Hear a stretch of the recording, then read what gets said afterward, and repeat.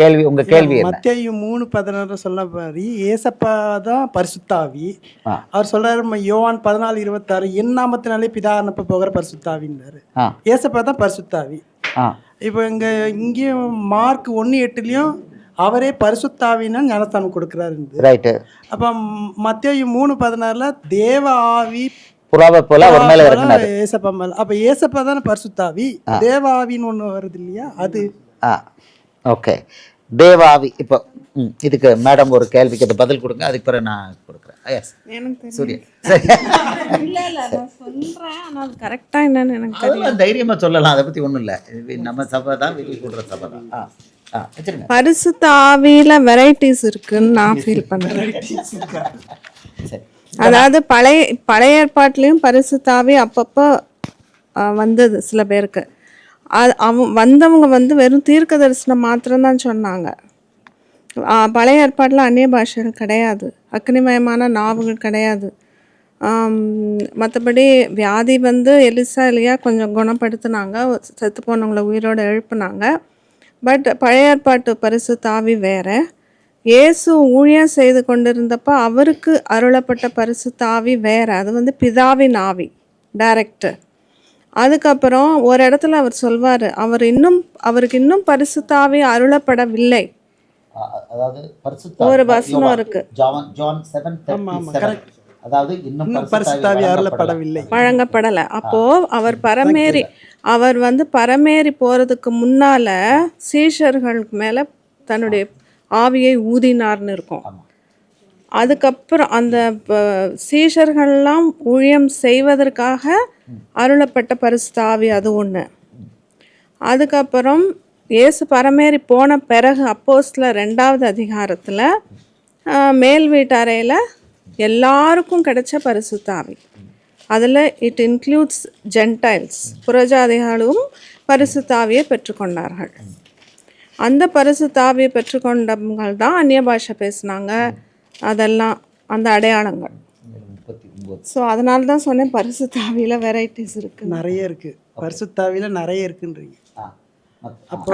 யோவான் 14:23 சொல்றார். யோவான் 7:39 தம்மை விசுவாசிக்கிறவர்கள் அடைய போகிற ஆவியை குறித்து இப்படி சொன்னார், இயேசு இன்னும் மகிமைப்படாதிருந்தபடியினால் பரிசுத்த ஆவி இன்னும் அருளப்படவில்லை. ஓகே, இப்போ இதை அடிஷ்னல் சொல்ல விரும்புறீங்களா? இயேசு சொல்லுவார் இல்லையா, இது மாதிரி 14:23 சொல்லுவார்ல, ஒருவன் என்னிடத்தில் அன்பாயிருந்தால் அவன் வசனத்தை கைக்கொள்வான், என் பிதா அவனிடத்தில் அன்பாயிருப்பார், நாங்கள் அவனிடத்தில் அவனுடைய வாசம் பண்ணுவோம். இங்கேயும் பரிசுத்தாவி தானே இருக்கிறாரு. ஓகே, சோ இப்போ இது எல்லாத்துக்கும் ஒரு கனெக்ஷன். எப்படி கனெக்ஷன்? எல்லாம் நிறைய ஆவி இருக்கா, பரிசுத்தாவி வெரைட்டின்னு சொல்றாங்க. ஓகே, இப்ப நிறைய பரிசுத்தாவி இருக்கா அப்படின்னு கேக்குறீங்க. தேவனுடைய ஆவி புறாவை போல இறங்கினார். 3:16 தேவனுடைய ஆவி புறாவை போல இறங்கினார். இவங்க சொல்றாங்க பரிசுத்தாவி நிறைய மேனிஃபெஸ்டேஷன்ல இருந்தாரு. பழைய ஏற்பாட்டில் இந்த ஆவி கொடுக்கப்படலை மனுஷனுக்கு. உண்மைதான். இங்கே சொல்லுது பரிசுத்தாவி இன்னும் வழங்கப்படாது இருந்தால். அப்படின்னா இங்க கிளியர், அவங்க சொன்ன வசனத்துக்கு கன்ஃபர்மேஷன். இயேசு இன்னும் மகிமைப்படாது இருந்தபடியினால் பரிசுத்தாவி இன்னும் அருளப்படவில்லை. நான் போவேனாகில் அவரை உங்களுக்கு அனுப்புவேன் அப்படின்னு. அவர் போனாதான் பரிசுத்தாவி கிடைக்கும். யோவான் 16 அவர் சொல்றாரு, நான் போறது நீங்க ரொம்ப வருத்தப்படுறீங்க, ஆனா நான் போனாதான் உங்களுக்கு நான் அனுப்புவேன் அப்படிங்கிறார். சொல்லுகிறேன், நான் போகாதிருந்தால் தேற்றவாளம் உங்களுக்கு 17. ஆமா, யோவான் 7 யோவான் 16:7 அவர் போனாதான் வரும் கிடைக்க பரிசுத்தாவி நமக்கு கிடைப்பார் அப்படின்னே சொல்லியிருக்கார். ஓகே, இப்போ நிறைய முரளி சொன்னதுக்கும் சூர்யா மனைவி சொன்னதுக்கும் நான் சேர்த்து பதில் கொடுக்கணும். யோவான் 16:7 அவர் சொல்றாரு, நான் உங்களுக்கு உண்மையை சொல்கிறேன், நான் போகிறது உங்களுக்கு பிரயோஜனமாக இருக்கும். நான் போகாதிருந்தால் தேற்றரவாளன் உங்களிடத்தில் வரார். நான் போவேனாகில் அவரை உங்களிடத்திற்கு அனுப்புவேன். நோட் த பாயிண்ட் சார், நான் போவேனாகில் அவரை உங்களிடத்திற்கு அனுப்புவேன். ஓகே, சரி மேடம் ஏதோ சொல்றாங்க. மனுஷகுமாரன் பிதாதான் மாம்ச ரூபத்தில் வந்த இயேசு மனுஷகுமாரன். அவர் பரமேறி போன பிறகு அவர் பிதாவோட மர்ஜ் ஆயிடுறாரு. அதுக்கப்புறம் அவர் அனுப்ப போகிற பரிசுத்த ஆவியான வேறொரு தேற்றரவாளன் தான் சத்தியத்தை குறித்து உலகத்தில் சொல்கிறோம். அந்த பரிசுத்த ஆவி உலகத்தில் இருக்கிற அத்தனை பேருக்கும் அருளப்படுது. அதுதான் லாஸ்ட் பரிசுத்த ஆவி. Till the end of the world இருக்கக்கூடிய பரிசுத்த ஆவி. இப்போ நான் எனக்கு ட்ராக் இது மிஸ் ஆகுது, இருங்க. ஒரு ஒரு ஒரு கொஞ்சம் ட்ராக், நிறைய ட்ராக் போனால் குழம்பிடும். இப்போ அநேக பரிசுத்தாவி இருக்கிறாருன்னு கேட்குறாரு. சூர்யா அவங்களுக்குள்ள ஒப்பீனியன் கொடுக்குறாங்க. வசனத்தின்படி மட்டும் நம்ம பேசணும். இப்போ ஏன் இப்போ மத்தேயு 3:16 தேவ ஆவியானவர் புறாவை போல இயேசுக்குள்ளே ஏன் இறங்கினார்? அப்புறம் நீங்கள் வசனங்களை பார்க்கணும். நான் போவேனாகில் தேற்றரவாளனை உங்களிடத்தில் அனுப்புவேன். இதை கேட்டுங்க, உங்களுக்கு அனுப்புவேன். இதே யோவான் 14:26 அவர் அனுப்புவார். பிதா யோவான் 14:26 உங்களுக்கு கவுண்டர் கொஸ்டின்ஸ் வசனங்களை காமிக்கிறேன். யோவான் 14:26 என் நாமத்தினாலே பிதா அனுப்ப போகிற பரிசுத்த ஆவியாகிய தேற்றரவாளனை. 16 என்ன சொல்றாரு? தேற்றரவாளனை நான் போவேன், நான் அனுப்புவேன். இங்க பிதா அனுப்ப போகிறேங்கிறார். ரைட்? யோவான் 15:26 பாருங்க, ஈஸியாக ஞாபகம் வச்சுக்கலாம். அதே ஒரு சாப்டர் எக்ஸ்ட்ரா. யோவான் 15:26 இங்க சொல்றாரு. யோவான் 15:26 பிதாவினிடத்திலிருந்து நான் உங்களுக்கு அனுப்ப போகிறவரும் பிதாவினிடத்திலிருந்து புறப்படுகிறவருமாகிய சத்திய ஆவியான தேற்றரவாளன் வரும்போது அவர் என்னை குறித்து சாட்சி கொடுப்பார். பிதாவினிடத்திலிருந்து நான் உங்களுக்கு அனுப்ப போகிறவர். நீங்க இயேசுவை கரெக்டாக அறிந்து கொள்ளணும். இயேசுவை சீஷர்கள் கரெக்டாக அறிந்து கொள்ளணும். அவர் ஒரு வசனம் சொன்னார்னா அது பொய் இல்லை. அவர் சொல்றாரு, நானும் பிதாவும் ஒன்றாய் இருக்கிறோம் இருக்கார். நானும் பிதாவும் ஒன்றாய் இருக்கிறோம் என்றார். அப்படின்னா ஒரு பக்கத்துல மாம்சத்துல வந்த குமாரனா பேசியிருப்பார். அதே இதுல இன்னொரு பக்கத்துல வானத்திலிருந்து இறங்கி வந்த தேவனா பேசியிருப்பார், பிதாவா பேசியிருப்பார். என் நாமத்தினாலே பிதா அனுப்ப போகிற பரிசுத்த ஆவியானவர், நான் அனுப்ப போகிறேன். ரெண்டு பேரும் ஒருத்தர் உள்ள இருக்கிறாங்க. நான் என் பிதாவிலும் என் பிதா என்னிலும் இருக்கிறத நம்புகிறீர்களா? நான் சொன்ன கிரியை நிமித்தமாக நம்புங்கள் அப்படின்னு சொல்லியிருக்காரு, கிளியரா சொல்லியிருக்கிறாரு. ஸோ நீங்க இதை புரியல அப்படின்னா குழம்பிடுவீங்க. ஏன் இவருக்குள்ள தேவாவியானவர் புறாவால் வந்தது? இந்த கேள்வியெல்லாம் காரணம் இயேசுவை பற்றிய அண்டர்ஸ்டாண்டிங் இல்லைங்கிறது தான். அது வெளியாட்களுக்கு எப்படின்னாலும் இருந்துட்டு போட்டோம், வெளியாட்களுக்கு என்னன்னாலும் இருந்துட்டு போட்டோம். சீஷர்களுக்கு அந்த குழப்பம் இருக்கக்கூடாது. சீஷர்களுக்கு அந்த குழப்பம். நீங்கள் கொஞ்சம் கொஞ்சமாக நான் எக்ஸ்பிளைன் பண்ணுறேன்.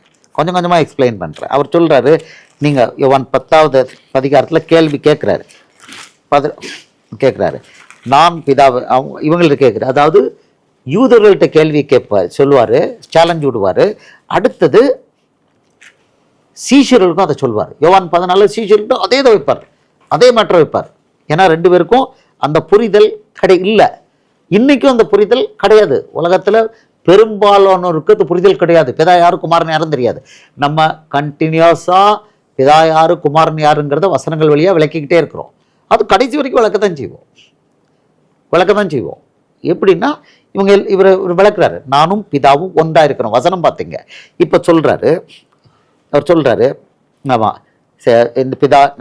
இப்போ யோவான் 10வது அதிகாரம் 37-38 பார்ப்போம். இதை புரியும் போது இதே 10வது அதிகாரத்திலாம் கொடுத்துருக்காரு. ஆமாம், 30 உங்களுக்கு நீங்கள் பார்த்தீங்க. சொல்றாரு, என் பிதாவின் கிரியைகளை நான் செய்யாதிருந்தால் நீங்கள் என்னை விசுவாசிக்க வேண்டியதில்லை சொல்லிட்டு அடுத்ததுல விளக்கம் கொடுக்கிறார். செய்தேனேயானால் நீங்கள் என்னை விசுவாசியாதிருந்தாலும் பிதா என்னிலும் நான் அவரிலும் இருக்கிறதை நீங்கள் அறிந்து விசுவாசிக்கும்படி அந்த கிரியைகளை விசுவாசிங்கள் என்றார். இயேசுவோட கிரியைகளை சொல்றாரு, என் கிரியைகள் தான் நான் பிதா ரெண்டு பேரும் ஒன்னா இருக்கிறோம் அப்படிங்கிறதுக்கு அடையாளம் அப்படிங்கிறாரு. இன்னைக்கு இயேசு உங்களோட இருக்கிறாருன்னு அடையாளம் என்ன? இதே தான். இயேசு என்னோட இருக்கிறார். நீங்க மறுபடியும் இந்த வசனம் பாருங்க. அவர் சொல்றாரு, நான் 37 பார்த்தீங்கன்னா அவர் கொடுக்குறார், என் பிதாவின் கிரியைகளை நான் செய்யாதிருந்தால் நீங்கள் என்னை விசுவாசிக்க வேண்டியதில்லை சொல்லிட்டு, செய்தேனானால் நீங்கள் என்னை விசுவாசியாதிருந்தாலும் பிதா என்னிலும் நான் அவரிலும் இருக்கிறதை நீங்கள் அறிந்து விசுவாசிக்கும்படி அந்த கிரியைகளை விசுவாசிங்கள் என்றார். 10:30 ஏற்கனவே உங்களுக்கு படிச்சு காமிச்சேன். நானும் பிதாவும் ஒன்றா இருக்கிறோம். இது யாருக்கு சொல்லியிருக்காரு? இது அவ்வளவும் அவரை விசுவாசிக்காத யூதர்களுக்கு சொல்லியிருக்காரு. இப்போ அவரை விசுவாசிக்கிற யூதர்களுக்கு வரார். யோவான் 14வது அதிகாரத்துக்கு வரார். வாங்க, யோவான் 14. இது ஓரளவுக்கு நான் சொல்லித்தரேன். ஏற்கனவே உங்களுக்கு மத்தேயு 11:27 சொல்லி கொடுத்துருக்கேன். யோவான் 14வது அதிகாரம். ஓகே, 6 பார்ப்போமே. 14:6 உங்களுக்கு தெரியும். நானே வழியும் சத்தியமும் ஜீவனுமாய் இருக்கிறேன், என்னாலே அல்லாமல் ஒருவனும் பிதாவினிடத்தில் வரார். வழி, இயேசுதான் வழி. ஓகே, அவர் மதம் அல்ல, அவர் வழியை உண்டாக்கி இருக்கிறாரு. இப்போ சொல்றாரு, என்னை அறிந்தீர்களானால் என் பிதாவையும் அறிந்திருப்பீர்கள். இது முதல் நீங்கள் அவரை அறிந்தும் அவரை கண்டும் இருக்கிறீர்கள் என்றார். எப்படி? இது முதல் நீங்கள் அவரை அறிந்தும் அவரை கண்டும் இருக்கிறீர்கள். இது சீஷர்களுக்கு சொல்றாரு. சொல்லிட்டு அடுத்தது அவனை வச்சு ஒரு கேள்வி கேட்க வைக்கிறார்.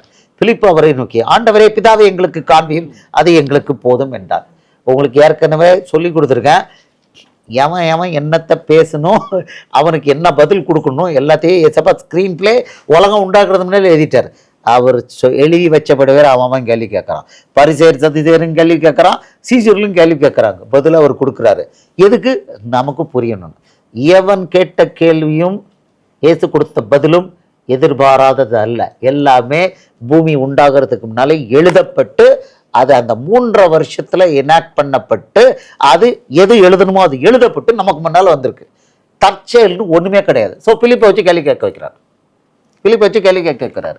அங்கே அவனை வச்சு கேள்வி கேட்டாரு. ஏன்னா ரெண்டு விதமான டீம் அவரை கேள்வி கேட்கும். பிதா, குமாரன், பரிசுத்த ஆவி வேற வேற அப்படின்னு வெளியில் உள்ள ஆளும் சொல்லுவான், உள்ள உள்ள ஆளும் சொல்லுவான். அவங்களுக்கு 2 பேருக்கும் பதில் கொடுக்குறாரு.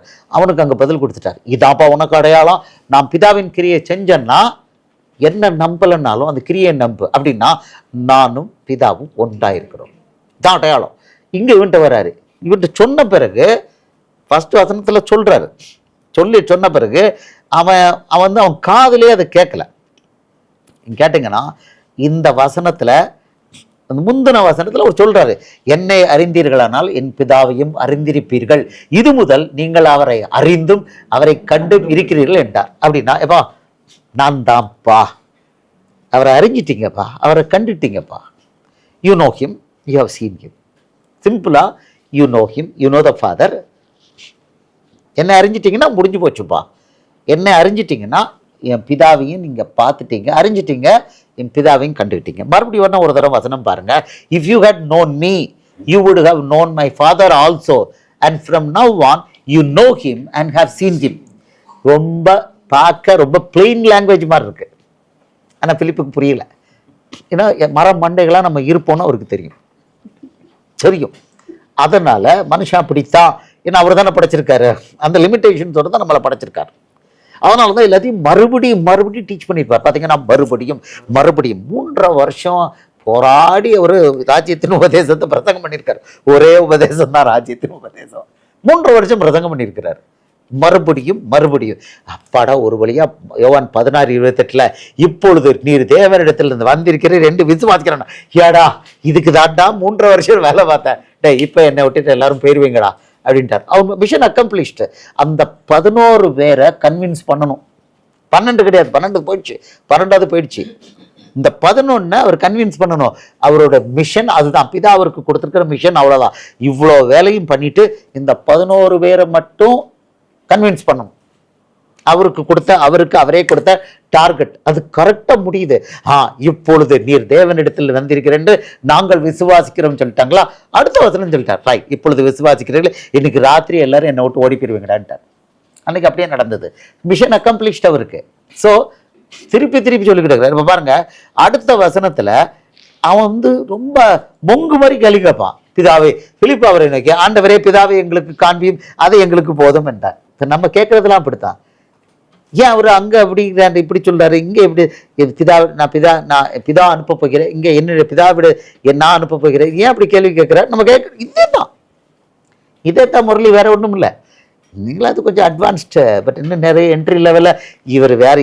இயேசு பிதாவும் கிடையாது, அவர் குமாரனும் கிடையாது, அவர் தேவகுமாரனும் கிடையாது, ஒன்றும் கிடையாது. இப்படி ஒரு கூட்டங்கள்லாம் அலைஞ்சிக்கிட்டு இருக்கேன். முரளி உங்களுக்கு ஒரு கவுண்டர் கேள்வி இருக்கா? கொஞ்சம் வெயிட் பண்ணுங்க, நான் தரேன். ஆப்பர்ச்சுனிட்டி உண்டு, என் மனைவியா இருக்கு பாருங்க. இவன் கேட்குற கேள்வி தான் இப்போ நமக்கு விஷயம் கொஞ்சம் தெரியறதுனால, சின்ன முந்தின வசனத்துல தானே சொல்லியிருக்கிறாரு, பிதாவை எங்களுக்கு காண்பியும் அது எங்களுக்கு போதும் என்றார். இப்போ டமார்னு இறக்குறாரு, இடியை இறக்குறாரு, அவர் போடுறாரு. அதற்கு இயேசு, பிலிப்புவே, இவ்வளவு காலம் நான் உங்களுடனே கூட இருந்தும் நீ என்னை அறியவில்லையா? நீ இவ்வளவு பெரிய மாங்காய் மடையனா அப்படின்னு கேட்கிறாரு. என்னை கண்டவன் பிதாவை கண்டான். அப்படி இருக்க பிதாவை எங்களுக்கு காண்பியும் எப்படி என்று நீ எப்படி சொல்கிறாய்?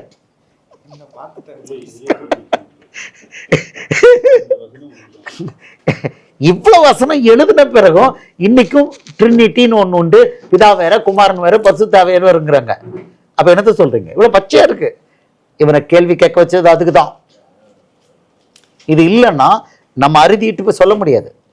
அன்னைக்கு சொன்னதை ரெக்கார்ட் பண்ணலாம், அறுதிட்டு சொல்ல முடியாது. கிளீனா இருக்கிற சொல்றாரு, என்னை கண்டவன் பிதாவை கண்டான். அப்படி இருக்க பிதாவை எங்களுக்கு காண்பியும் என்று நீ எப்படி சொல்லுகிறாய்? இப்போ அடுத்த வசனத்துல யூதர்கள்ட்ட சொன்னது அதையே சொல்லுவார். நான் பிதாவிலும் பிதா என்னிலும் இருக்கிறதை நீ விசுவாசிக்கிறது இல்லையா? நான் உங்களுடனே சொல்கிற வசனங்களை என் சுயமாய் சொல்லவில்லை, என்னிடத்தில் வாசமாயிருக்கிற பிதாவானவரே இந்த கிரியைகளை செய்து வருகிறார். அங்க நான் செய்யற கிரியைகளை நான் பிதாவின் இடத்துல வந்தேன்கிறாரு. இங்க நான் சொல்கிற வசனங்கள்ங்கிறாரு. நீங்க நல்லா பாருங்க, நல்ல கவனமா சீச்சர்கள் இதை அண்டர்ஸ்டாண்ட் பண்ணிக்கோங்க. அங்க அந்த வசனத்தை வேணா திருப்பி ஒரு தடவை உங்களுக்கு நான் காமிக்கிறேன்.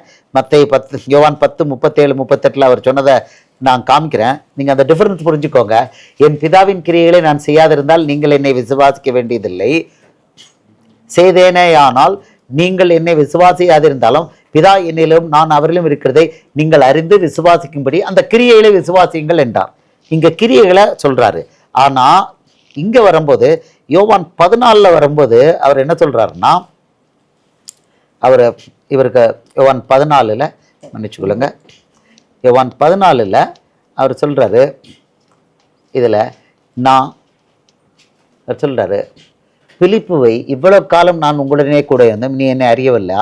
என்னை கண்டவன் பிதாவை கண்டவன் சொல்லிட்டு அடுத்த 10வது வசனம், நான் பிதாவிலும் பிதா என்னிலும் இருக்கிறதே நீ விசுவாசிக்கிறது இல்லையா? நான் உங்களுடனே சொல்லுகிற வசனங்களை, இங்க வந்து கிரியை சொல்லல, அதுக்கு அடுத்தது கிரியை கொண்டு வர்றாரு. நான் உங்களுடனே சொல்கிற வசனங்களை என் சுயமாய் சொல்லவில்லை, என்னிடத்தில் வாசமாயிருக்கிற பிதாவானவரே இந்த கிரியைகளை செய்து வருகிறார். வசனமும் கிரியையும் ஒண்ணுங்கிறாரு சொல்றாரு. அடுத்து விளக்குவாரு, நான் பிதாவிலும் பிதா என்னிலும் இருக்கிறதை நம்புங்கள், அப்படி இல்லாவிட்டாலும் என் கிரியைகளின் நிமித்தமாவது என்னை நம்புங்கள்.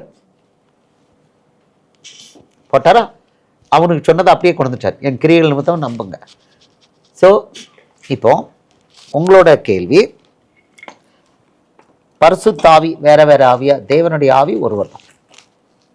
பழைய ஏற்பாட்டில் இன்னைக்கு இருக்கிறது தேவனுடைய ஆவியானவர் ஒருவர் தான். 2 ஆவியானவர் கிடையவே கிடையாது. பிதா, குமாரன், பரிசுத்தாவியானவர் அன்னையிலிருந்து இன்னைக்கு வரைக்கும் ஒருத்தர் தான் தேவனுடைய ஆவினாலும். அன்னைக்கு பழைய ஏற்பாட்டில் அவர் ஆவியானவர் வந்து செயல்பாடு ஒரு லிமிட்டடாக இருந்தது. புதிய ஏற்பாட்டில் அவருடைய பரிசுத்தாவிங்கிற இந்த ஆவியானவர் நம்ம ஏற்கனவே பார்த்தோம், யோவான் 7வது அதிகாரம் 39 பார்க்குறோம்.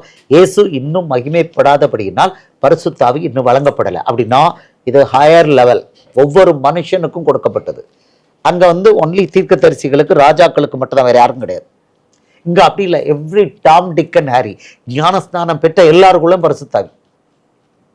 இது வேற லெவல். அங்கே அந்த பவர் கிடையாது. யோவான் 14:12 சொல்றாரு. இதே இதில் டீட்டெயிலாக அடுத்த வசனத்தில் கொடுத்துட்டாரு, என்னை விசுவாசிக்கிறவன் நான் செய்கிற கிரியைகளை தானும் செய்வான், இவைகளை பார்க்கிலும் பெரிய கிரியைகளையும் செய்வான். மெய்யாகவே நான் உங்களுக்கு சொல்கிறேன், நான் என் பிதாவினிடத்திற்கு போகிறபடியினால் என்னை விசுவாசிக்கிறவன் நான் செய்கிற கிரியைகளை தானும் செய்வான், இவைகளை பார்க்கிலும் பெரிய கிரியைகளையும் செய்வான். இதுதான் புதிய ஏற்பாட்டில் அவர் ரிலீஸ் பண்ணியிருக்கிற ஆவி, பரிசுத்தாவி. இந்த ஆவியை பற்றி பேசும்போது மத்தேயு 9வது அதிகாரத்தில் ஜனங்களை வச்சு இது ரிவீல் பண்றாரு. இந்த வசனத்தில் எழுதியிருக்காரு, மனுஷருக்கு இந்த வல்லமையை கொடுத்த தேவனை மகிமைப்படுத்திட்டார்கள். பாருங்க, அவர் ஒரு மத்தேயு 9வது அதிகாரம் 8வது வசனம், ஜனங்கள் அதை கண்டு ஆச்சரியப்பட்டு மனுஷருக்கு இப்படிப்பட்ட அதிகாரத்தை கொடுத்தவராகிய தேவனை மகிமைப்படுத்தினார்கள். ஒரு திமிர்வாதக்காரனை எந்திரிச்சு நடந்துட்டான். பேரலிட்டிக் மேன நீ எழுந்து நட, படுக்கை எடுத்துக்கொண்டு நடனம் எந்திரிச்சு நடந்துட்டான். ஜனங்கள் சொல்றாங்க, இதுதான் ரகசியம். ஜனங்கள் அதை கண்டு ஆச்சரியப்பட்டு மனுஷருக்கு இப்படிப்பட்ட அதிகாரத்தை கொடுத்தவராகிய தேவனை மகிமைப்படுத்தினார்கள். அப்படின்னா இயேசு செயல்படுத்தின அத்தனை அற்புதங்கள் அடையாளங்களும் யாருக்கு கொடுக்கப்பட்ட வல்லமை? மனுஷருக்கு கொடுக்கப்பட்ட அதிகாரம். இது பழைய ஏற்பாட்டில் தரப்படல. இது பழைய ஏற்பாட்டில் தரப்படல. ஸோ தேவ ஆவியானவர் ஒருத்தர் தான். ஆனா அவருடைய மேனிஃபெஸ்டேஷன் லிமிட்டட். அன்னைக்கு மோசே வழியா ஒன்றும் பண்ணாரு, அடுத்தது மோசே ஆரோன் வழியா, அடுத்தது ஒவ்வொருத்தர் அவருடைய நியாயாதிபதிகள் வழியா, தீர்க்கதரிசிகள் வழியா ஒரு லெவல் தான் இருந்தது. பட் இப்போ கொடுத்துருக்குது அன்லிமிட்டட். பழைய ஏற்பாடு இஸ்ரவேலருக்கு மாத்திரம் தான், வேற யாருக்கும் கிடையாது. அந்த ஆவி, தேவனுடைய ஆவி இஸ்ரவேலருக்கு மாத்திரம் தான் தரப்பட்டது, வேற யாருக்கும் கிடையாது. நம்ம புறஜாதிகள், தேவனால நிராகரிக்கப்பட்டவங்க, நமக்கெல்லாம் ஒண்ணுமே கிடையாது. அங்கே எலியா எலிசாலாம் நமக்கு கிடையாது. அவங்க எருசலேமுக்கு இஸ்ரவேலுக்கு கொடுக்கப்பட்ட தீர்க்கதரிசிகள், நமக்கு கிடையாது. நம்ம புறஜாதிகள், தேவனற்றவர்கள், நமக்கும் அதுக்கு சம்மந்தமே கிடையாது. ஸோ அதில் போய் எடுத்துக்கிறதுக்கு நமக்கு ஒன்றுமே இல்லை. ஓகே, இப்போ நீங்கள் பார்த்துட்டீங்க, தேவ ஆவியானவர் நம்ம புரிஞ்சுக்கணும், ஒருத்தர் தான், ஒரே ஆவிதான், ஒரே தேவன். ஆமாம், ஒரே தேவன், ஒரே ஆவியானவர் தான் பழைய ஏற்பாட்டிலையும் புதிய ஏற்பாட்டிலையும். ஆனால் அவருடைய மேனிஃபெஸ்டேஷன் அங்கே இஸ்ரவேலருக்கு மாத்திரம்தான். அவருடைய ஆவியை ஒரு அளவுக்கு தான். இங்கே ஆவியை அளவில்லாமல் அவருக்கு கொடுத்துருக்கிறார், இயேசுக்கு கொடுத்துறாரு. அதே ஆவியை இப்போ நமக்கு கொடுத்துட்டார். யோவான் 14:12 படி அளவில்லாமல் கொடுத்துருக்கிறார். என்னை விசுவாசிக்கிறவன் நான் செய்கிற கிரியைகளை தாமன் செய்வான், இவைகளை பார்க்கிலும் பெரிய கிரியைகளையும் செய்வான். பாருங்க, இப்போ யோவான் 3வது அதிகாரத்தில் இவனை வச்சு யோவான் ஸ்நானனை வச்சு ரெவலேஷன் கொடுப்பாரு. அவருக்கு ஆவியை அளவில்லாமல் கொடுத்துருக்கிறார். ஸோ இப்போ எங்க இருக்கு அதை எடுங்க பார்க்கலாம். அவர் கையில் ஒப்பு கொடுத்துருக்கிறார். 34, யோவான் 3:34, யோவான் 3:34. இதுதான் அவருக்கு கொடுத்துருக்காருன்னா அது நமக்கும் கொடுத்துருக்காருன்னு அர்த்தம்.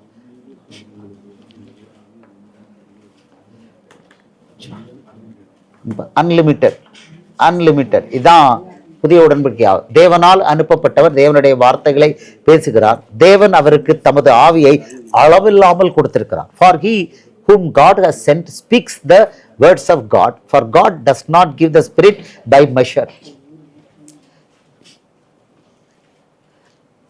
பழைய ஏற்பாட்டுக்கும் புதிய ஏற்பாட்டுக்கும் உள்ள வித்தியாசம், அளவில்லாம கொடுத்திருக்காரு. இது யாருக்கு கொடுத்த பவரா? மத்தேயு 9:8 படி இது மனுஷனுக்கு கொடுக்கப்பட்ட வல்லமைன்னு வெளியில் எழுது. மனுஷருக்கு இப்படிப்பட்ட அதிகாரத்தை கொடுத்தவராகிய தேவனை மகிமைப்படுத்தினார். இதுதான் இப்போ பழைய ஏற்பாட்டுக்கு புதிய ஏற்பாட்டுக்குள்ள வித்தியாசம் பார்த்துட்டீங்க. அப்போ அவர் தேவ ஆவியானவர் புறாவை போல அவர் மேல இறங்கினார். அப்படின்னா மத்தேயு 3, உங்க கேள்விக்கு நான் பதில் வரேன்.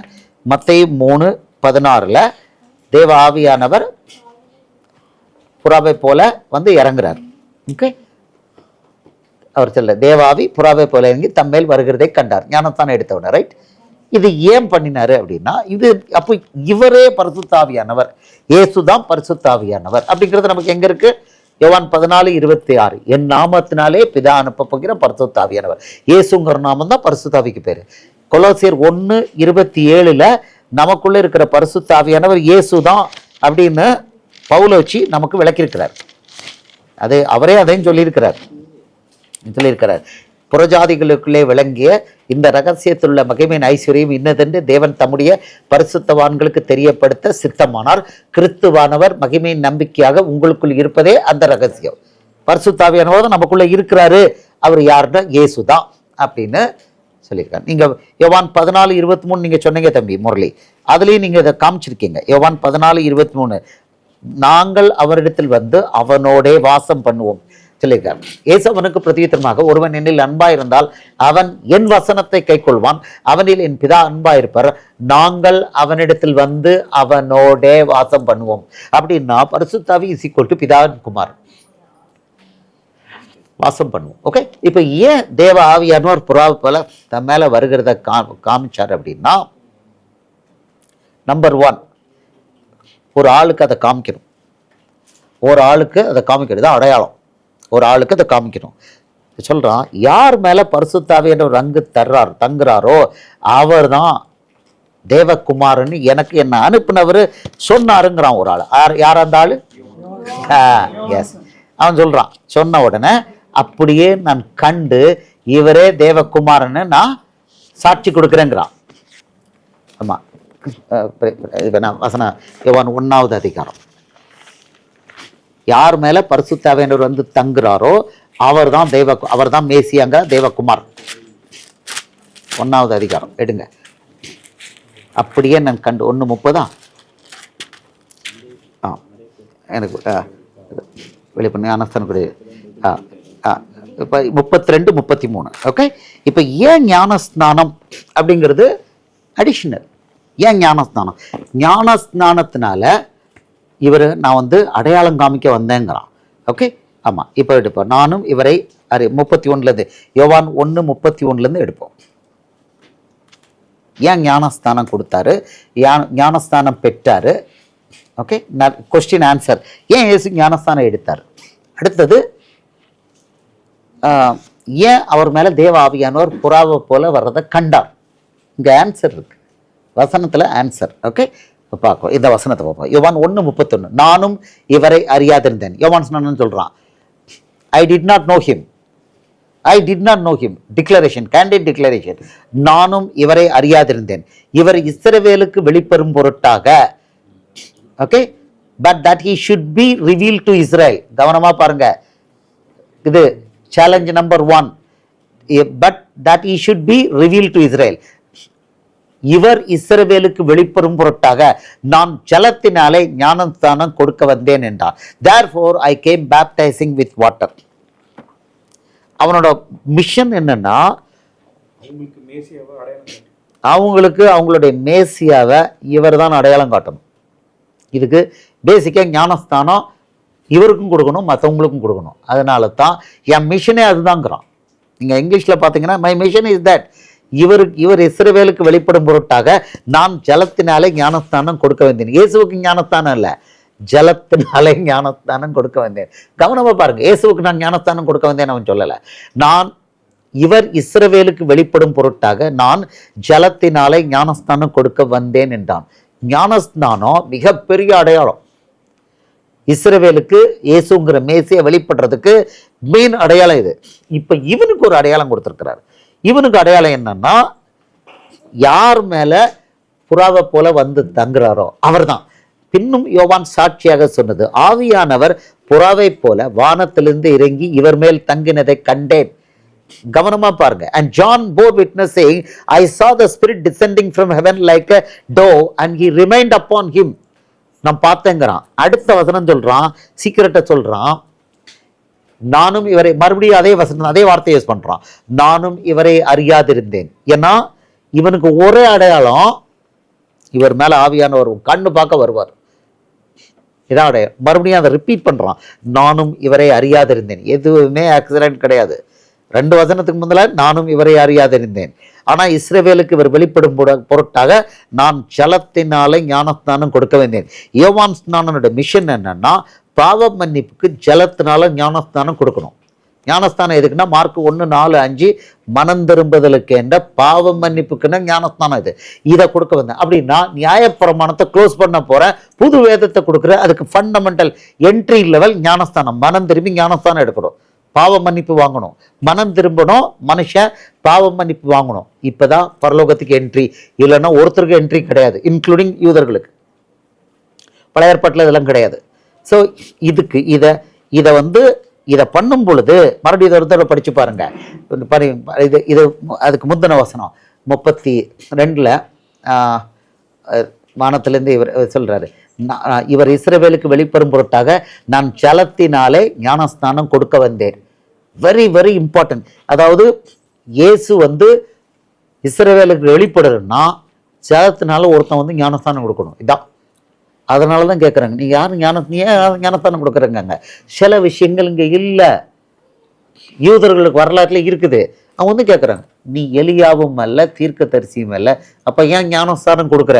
அவனுக்கு முக்கியமான அடையாளம் ஞானஸ்தானம். அந்த வசனத்தையும் உங்களுக்கு காமிக்கிறேன்.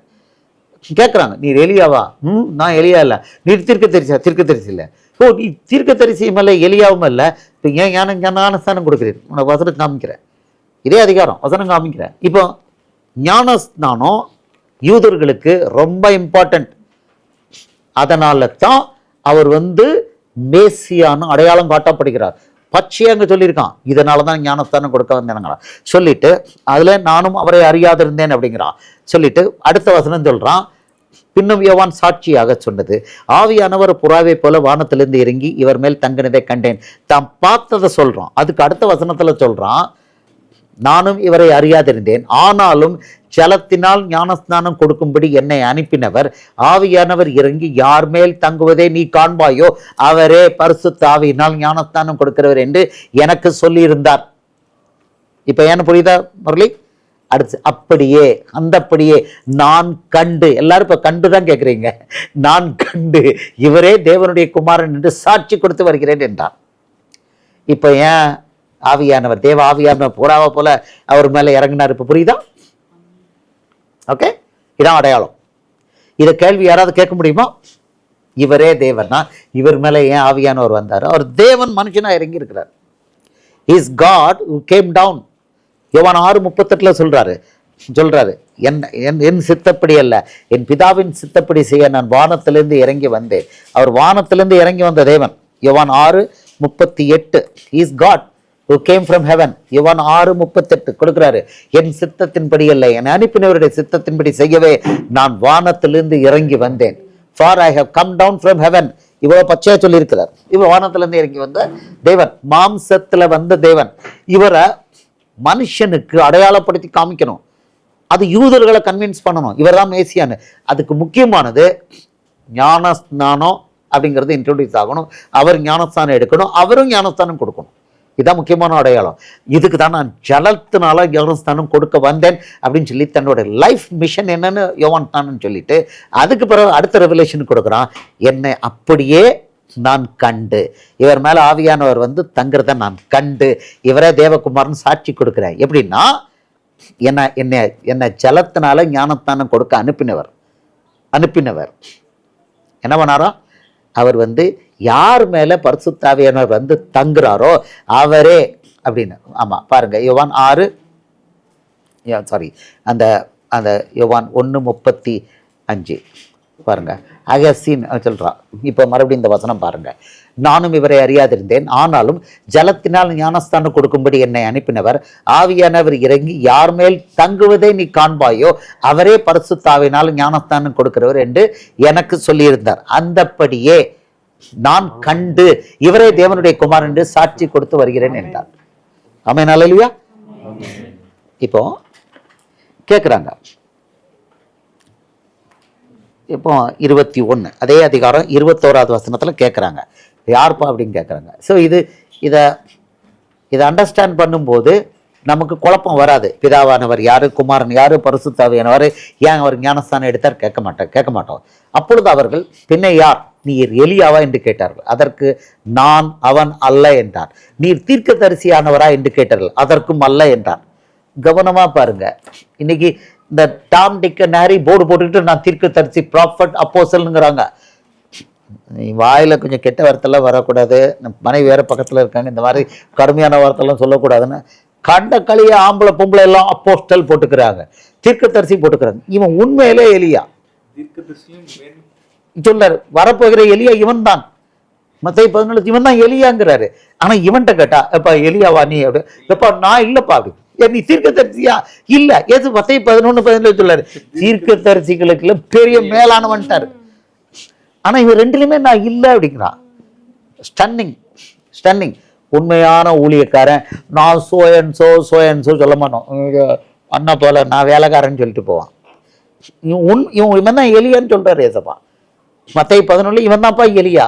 ஆமா, ஏன்னா நான் இது முடிச்சுட்டு இந்த வசனம் காமிக்கிறேன். இவன் தான் எலியாங்கிறாரு. இவன் தீர்க்கதரிசிகளும் மேல, ஓ யாரை பார்க்க போறீங்க, தீர்க்கதரிசியா போயா, இவன் தீர்க்கதரிசிகளிலும் மேலானவன் அப்படிங்கிறாரு. இவன் தான் டாப் மோஸ்ட் தீர்க்கதரிசி. இவன் ஸ்திரீகள்ல பிறந்தவங்களே பெரியவன் எதப்பா சொல்லியிருக்காரு. ஆனா இவனை கேட்டா ரொம்ப அன்னப்பாலா, எப்பா நான் இல்லப்பா, நான் தீர்க்கதரிசியும் இல்லை, நான் இலியாவும் இல்லை அப்படின்னா அவங்களுக்கு ஒரே இதா வந்துச்சு. அப்படின்னா யார்? சொல்லு ஓன்றே கேட்பான். அவர்கள் பின்னும் அவரை நோக்கி, நீர் யார்? எங்களை அனுப்பினவர்களுக்கு நாங்கள் உத்தரவு சொல்லும்படிக்கு உம்மை குறித்து என்ன சொல்லுகிறீர் என்று கேட்டார்கள். இப்போ அவங்களுக்கு தன்னை வெளிப்படுத்துறான். நான் வனாந்தரத்துல கூப்பிடுறோன்னு சத்தம், நீ போய் உன் பைபிள் எடுத்து ஏசாயத்திற்கு தரிசியை பார்த்துக்கோ அப்படிங்கிறான். ஆமா, அவனுக்கு ஃபர்தராக கொடுக்கல, இவ்வளவுதான் அவனுக்கு. அதற்கு அவன், கர்த்தருக்கு வழியை செவி பண்ணுங்கள் என்று ஏசாயத்திற்கு தரிசி சொன்னபடியே நான் வனாந்தரத்திலே கூப்பிடுவருடைய சத்தமாயிருக்கிறேன் என்றார். இதெல்லாம் பார்த்தா அவர் அதுல மல்கியா 4வது அதிகாரத்தில் 3வது அதிகாரத்துல இவன் வருவான்னு எல்லாமே இருக்கு, இயேசு வருவார்னு இருக்கு. ஆமா இருக்கு, அவங்க எல்லாம் அந்த பைபிள் அந்த ஏசாய வசனங்கள்லாம் இருக்கு. இவன் வசனம் அதிகார நம்பர்லாம் கொடுக்க மாட்டான், அதில் இப்போ மனுஷன் எழுதுனது. அவன் போய் அதை பார்த்துக்கணும். உங்க கையில் இருக்குது. நான் வனாந்தரத்தில் கூப்பிடுறோன்னு சத்தம்ப்பா அப்படின்னா வந்துட்டார். மேசியாவை இன்ட்ரடியூஸ் பண்ணுறதுக்கு வந்தாச்சு. நான் வந்துட்டேன், இவ்வளோதான். ஆமாம், ஏன் ஞானஸ்தானம் கொடுக்குறீர் அப்படின்னு கேட்டதுக்கு பதில் கொடுத்துட்டான். ஆமாம், ஓகே, ஆமாம், ஓகே. இப்போ அடுத்த வசனம் இருங்களேன், இன்னும் இருக்குது. அப்போ அப்புறம் அடுத்தது அவங்க உடலை அனுப்பப்பட்டவர்கள் பரிசேயராக இருந்தார்கள். இப்போ அடுத்த கேள்வியை பாருங்க. அவங்க கேட்குறாங்க, அவர்கள் அவனை நோக்கி, நீர் கிறிஸ்துவும் அல்ல எலியாவும் அல்ல. இந்த பாருங்க மேட்டர் ஒன்று வருது, கிறிஸ்துவும் அல்ல. அவன் சொல்லிட்டான், நான் கிறிஸ்து அல்லன்னு சொல்லிட்டான். இவன் கேள்வியே கேட்கல, நான் கிறிஸ்து இல்லப்பா. அப்படின்னா எலியாவா? இல்லை. தீர்க்கதரிசியா? இல்லை. நீ கிறிஸ்துவும் அல்ல எலியாவும் அல்ல தீர்க்கதரிசியானவரும் அல்ல என்றால் ஏன் ஞானஸ்தானம் கொடுக்கிறீர் என்று கேட்டார்கள். ஏன்னா ஞானஸ்தானம் தான் அடையாளம், ஏன் ஞானஸ்தானம் கொடுக்கிறீர்? இப்போ உங்களுக்கு கொஞ்சம் வசனங்கள் கொஞ்சம் நல்லா புரியுதா? ஏன் ஓரளவு புரியும், அவ்வளோதான். ஆனா அவனுக்கு தெரியும் ஞானஸ்தானம் ஜலத்தினால ஞானஸ்தானம் கொடுக்க ஒருத்தன் வருவான்னு. அவங்களுக்கு எழுதின புக்கு நமக்கு ஷேர் பண்ணப்படலை. அவங்களுக்கு தெரியும் வந்தவன் அவ்வளவன் யாரு? ஆரோனுடைய புத்திரர், ஆசாரியர்கள். அவன் பெரிய ஆளுங்க. இவன் யாரு? யோவான் யாரு? ஆசாரியன். அவன் ஆரோனுடைய புத்திரன். அதனாலதான் ரெஸ்பெக்ட் பண்றாங்க. அந்த எண்ணத்தை மட்டும் தான் மரியாதை பண்ண முடியும். ரெஸ்பெக்ட் பண்ற, நீ எங்க ஆளு, எதுக்கு பண்ற அப்படின்னு கேட்கறாங்க. அவனே வந்து மத்தேயு 3வது அதிகாரம் பார்த்தீங்கன்னா பரிசேயர் நியாயசாஸ்திரிகள்லாம் வந்து திரளான நம்பர்ல வந்து ஞானஸ்தானம் எடுத்தாங்க. ஞானஸ்தானம் எடுத்தாங்க. கேள்வி கேட்காம ஞானஸ்தானம் எடுத்தாங்க. இங்க கேள்வி கேட்குறாங்க. இப்போ அவன் கொடுக்குறான், ஏன் ஞானஸ்தானம் கொடுக்குறேன்னு கேட்டு. இப்போ அதுக்கு பதில் கொடுக்குறான். யோவான் அவர்களுக்கு பிரதித்திரமாக, நான் ஜலத்தினாலே ஞானஸ்தானம் கொடுக்கிறேன், நீங்கள் அறியாதிருக்கிற ஒருவர் உங்கள் நடுவிலே நிற்கிறார். அவர் எனக்கு பின்வந்தும் என்னிலும் மேன்மையுள்ளவர், அவருடைய பாதரட்சியின் வாரை அவிழ்ப்பதற்கும் நான் பாத்திரம் அல்ல என்றான். ரெவலேஷன் கொடுத்துட்டான். இப்போ நமக்கு தெரிய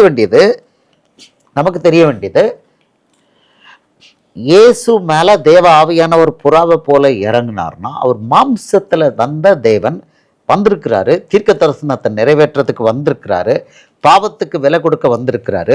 அப்படிங்கும்போது அவரை தேவன் இவர் தான் மேசியா அப்படின்னு அடையாளப்படுத்தணும். யாருக்கு? யூதர்களுக்கு அடையாளப்படுத்தி காமிக்கணும், இவர் தான்.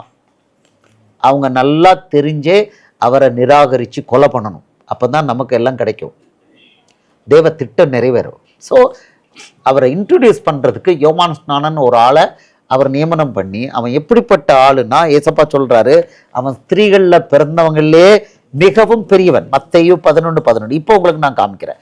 ஆமாம், யோவான் ஸ்நானன் யாருன்னா, அவன் பண்ணியிருக்கிற மிஷன் எப்படிப்பட்டதுங்கிறது நமக்கு முழுசாக வெளிப்படுத்தப்படலை. அவனை எவ்வளோ தூரம் பேய் வந்து தொந்தரவு படுத்தியிருக்கா அப்படிங்கிறது எதுவுமே எழுதப்படலை. ஆனால் இயேசு சொன்ன வார்த்தையிலிருந்து இவன் தான் பெஸ்ட். அவ்வளோ ட்ரபுளை ஓவர் கம் பண்ணியிருக்கான். யோவான் ஸ்நானன் கடந்து வந்த பாதை எழுதப்படலை.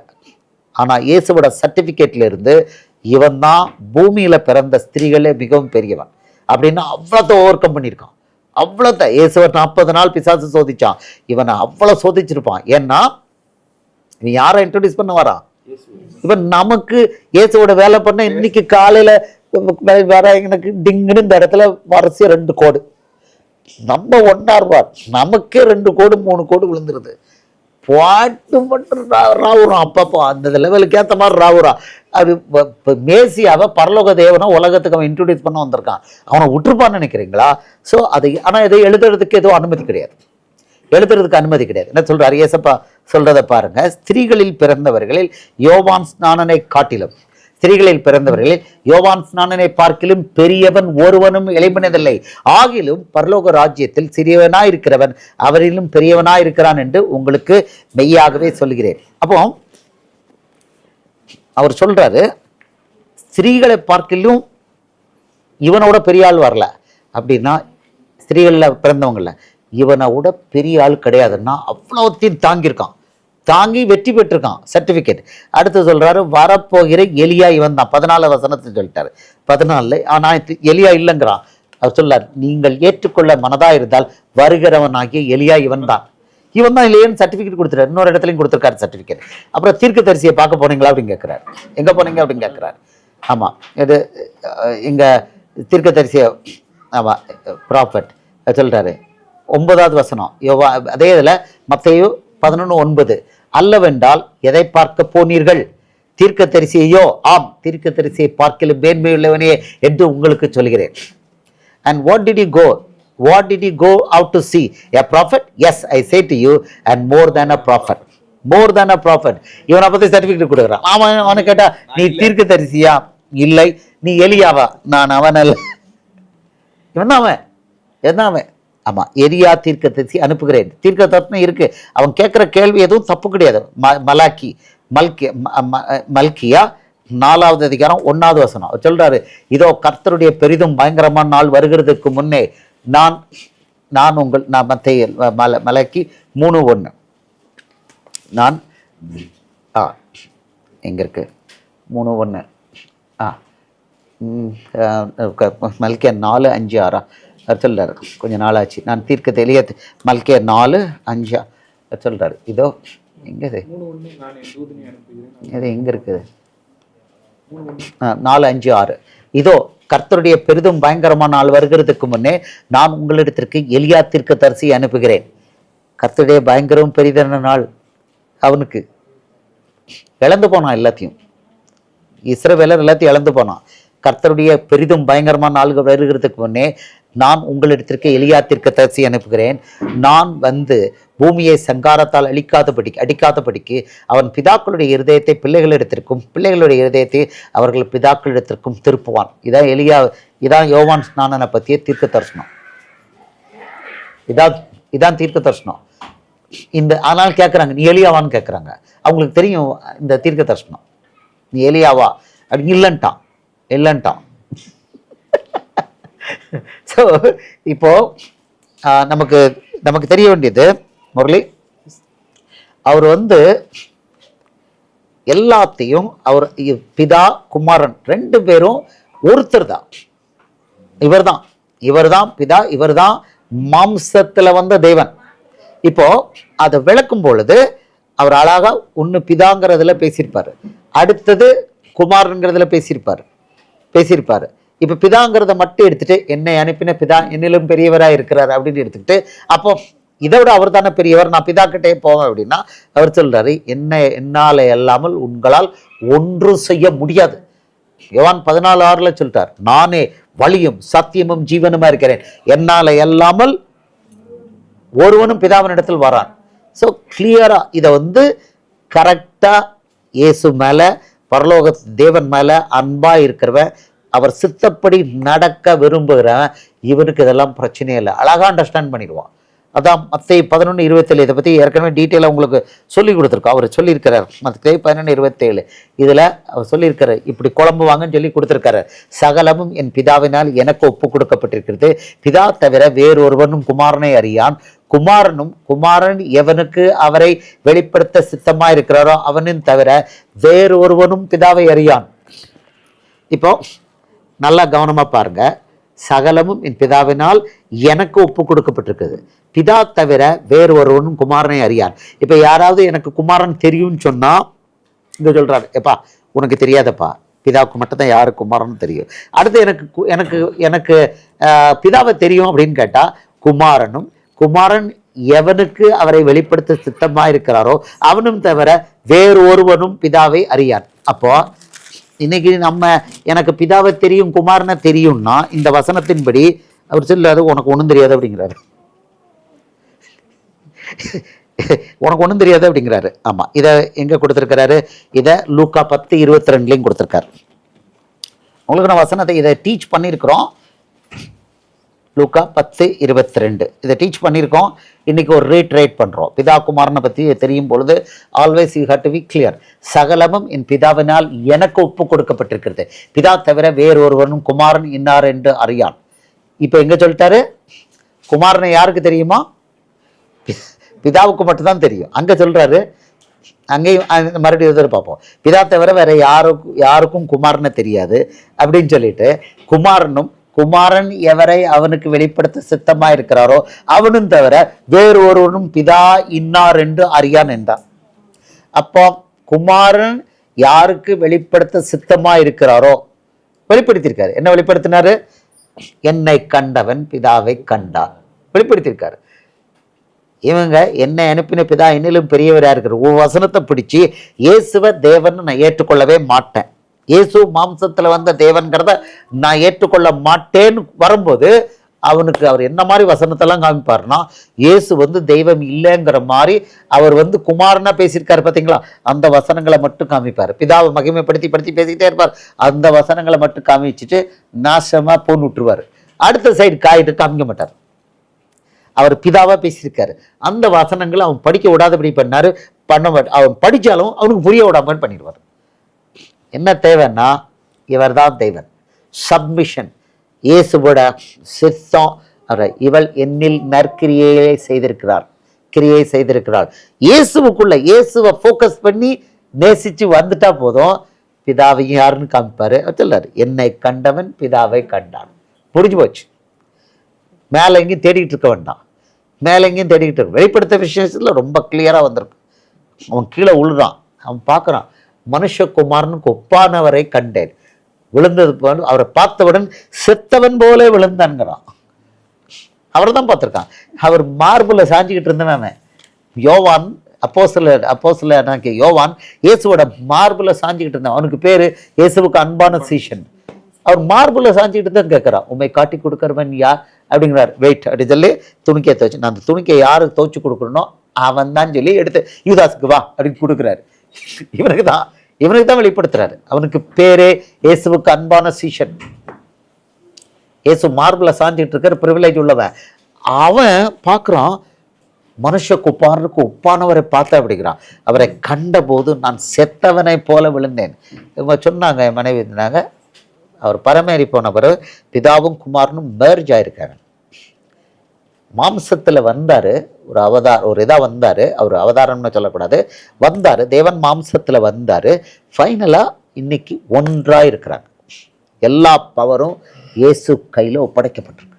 தேவதூதர்கள் சகல அதிகாரங்களும் வசனத்தின்படி இயேசுவுக்கு கீழே இருக்கிறாங்க. இயேசுவுக்கு கீழே இருக்கிறாங்க. இவர் தான் பிதாவுடைய காணக்கூடிய உருவம். நம்ம ஏற்கனவே மறுபடியும் கற்றுக் கொடுத்துருக்கோம். பிதா குமாரன் பரிசுத்தாவி எப்படின்னா, நம்ம சரீரத்தில் காணக்கூடிய சரீரம் இயேசு. இதில் நம்ம சிந்திக்கிறோம், பேசுகிறோம், வைக்கிறோம், அழுகிறோம், சிரிக்கிறோம், உள்ளுக்குள்ள பண்ணுறோமா? பரிசுத்தாவியானவர். யாரும் பார்க்க முடியாது. அடுத்தது, நமக்கு ஒரு ஜீவன் இருக்கு, உயிர் எங்கே இருக்கு? உயிரை பார்க்க முடியுமா? பார்க்க முடியாது. பிதா தேவனை ஒருவனும் ஒரு காலம் கண்டதில்லை. யோவான் 1:17 பாருங்க. பிதா யாருன்னா, பிதாவை ஒருத்தரும் பார்க்க முடியாது. தேவனை ஒருவனும் ஒரு காலம் கண்டதில்லை. பிதாவின் மடியில் இருக்கிற குமாரனே அவரை வெளிப்படுத்தினார். யோவான் 1:18 தேவனை ஒருவனும் ஒரு காலம் கண்டதில்லை.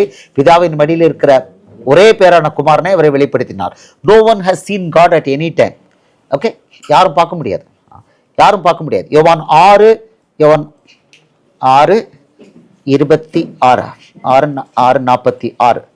யோவான் 6:46 ஒரு நிமிஷம் பார்த்துருந்தேன்.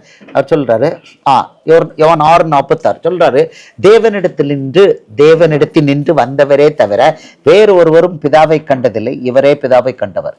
இயேசு ஒருத்தர் தான் பிதாவை கண்டவர், வேற யாரும் பார்க்க முடியாது. அவர் எப்படி கண்டாரு, எப்படி அவரை கண்டாரு, யாரும் கேள்வி கேட்க முடியாது. எக்ஸோடஸ் 33:20 அவன் கேட்குறான், நான் உம்மை பார்க்க வேணும்னு கேட்குறான். யாரு? மோசஸ் கேட்குறான், நான் உமது மகிமையை காண வேண்டும் அப்படின்னு அவர் பதில் கொடுக்குறாரு. நீ என் முகத்தை காண மாட்டாய், ஒரு மனுஷனும் என்னை கண்டு உயிரோடு இருக்கக்கூடாது என்றார். ஒருத்தர் தேவனை கண்டு உயிரோடு இருக்கக்கூடாது, இதான் ரூல். அப்போ இயேசு தெளிவாக ரிவீல் பண்ணுறாரு, என்னை கண்டவன் பிதாவை கண்டார். நான் ஒருத்தர் தான் பிதாவை பார்க்க முடியும். எப்படி பார்த்தாரு, ஏது பார்த்தாரு, அது அவருக்கு மட்டும் தான் தெரியும். பிதாவுக்கு ஒரு உருவம் உண்டா, இயேசு சொல்கிறார், எஸ் நான் மட்டும் பார்க்க முடியும். அவர் எப்படி பார்ப்பாரு, உருவத்தை தனக்குள்ள பார்ப்பாரு, எப்படி பார்ப்பாரு தெரியாது. இதுக்கு மேலே கேள்வி கேட்டால் நம்ம புத்திசாலியா கிடையாது. இவ்வளோ வசனம் எழுதி கொடுத்துட்டாரு. ஸோ எங்களுக்கும் தெரியாது. எங்களுக்கும் தெரியாது. ஸோ முரளி, அவர் நீங்க கேட்ட கேள்வியில பரிசுத்த ஆவியானவர் ஒருத்தர் தான், பல கிடையாது. அவருடைய பவர் இப்ப கூட கொடுத்திருக்காரு, ரிலீஸ் பண்ணி கொடுத்திருக்காரு. ஓகே, ஆமா, ரிலீஸ் பண்ணி கொடுத்திருக்காரு. இது பவர் மனுஷனுக்கு கொடுத்துக்கிட்ட பவர். அப்போஸ்தலர் 1:8 சொல்றாரு, யூ வில் ரிசீவ் பவர். அப்போஸ்தலர் 1:8, ஆக்ட்ஸ் 1:8 இங்கிலீஷ்ல தான் ரொம்ப அழகா இருக்குது. You will receive power. Acts 1:8, பரிசுத்த ஆவி உங்களிடத்தில் வரும்போது நீங்கள் பலன் அடைந்து. இது பழைய ஏற்பாட்டில் மனுஷனுக்கு இது தரப்படலை. பரிசுத்த ஆவி உங்களிடத்தில் வரும்போது நீங்கள் பலன் அடைந்து. இங்கிலீஷ்ல but you shall receive power when the Holy Spirit has come upon you. Power இது மனுஷனுக்கு. கேளுங்க. யாரு? சிவகுமார், தயவு செய்து வேற எதுவும் பேசக்கூடாது. இங்க அப்போஸ்தலர் 1:8 பரிசுத்த ஆவிங்கிறது பவர். இது மனுஷனுக்கு பழைய உடன்படிக்கையில தரப்படலை. when you receive the Holy Spirit, but you shall receive power when the Holy Spirit has come upon you.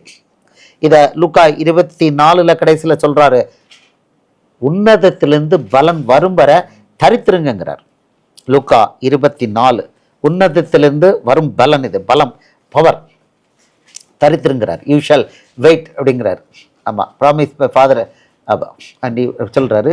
உன்னதத்தில் என் பிதா வாக்குத்தத்தம் பண்ணினதே இதோ நான் உங்களுக்கு அனுப்புகிறேன். நல்ல கவனமா பாருங்க. நீங்களோ உன்னதத்திலிருந்து வரும் பலனால் தரிப்பிக்கப்படும் வரைக்கும் எருசலேம் நகரத்தில் இருங்கள் என்றார். Behold, I send the promise of my father upon you, but tarry in the city of Jerusalem until you are endued with power from on high. இங்கிலீஷை பாருங்க, power from on high.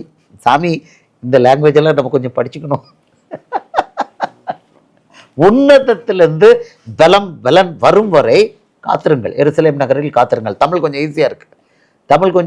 English பாருங்க, லாங்குவேஜை பாருங்க. But tarry in the city of Jerusalem until you are endued with power from on high. இதான் பரிசுத்த ஆவி. இது மனுஷனுக்கு பழைய ஏற்பாட்டில் கிடையாது.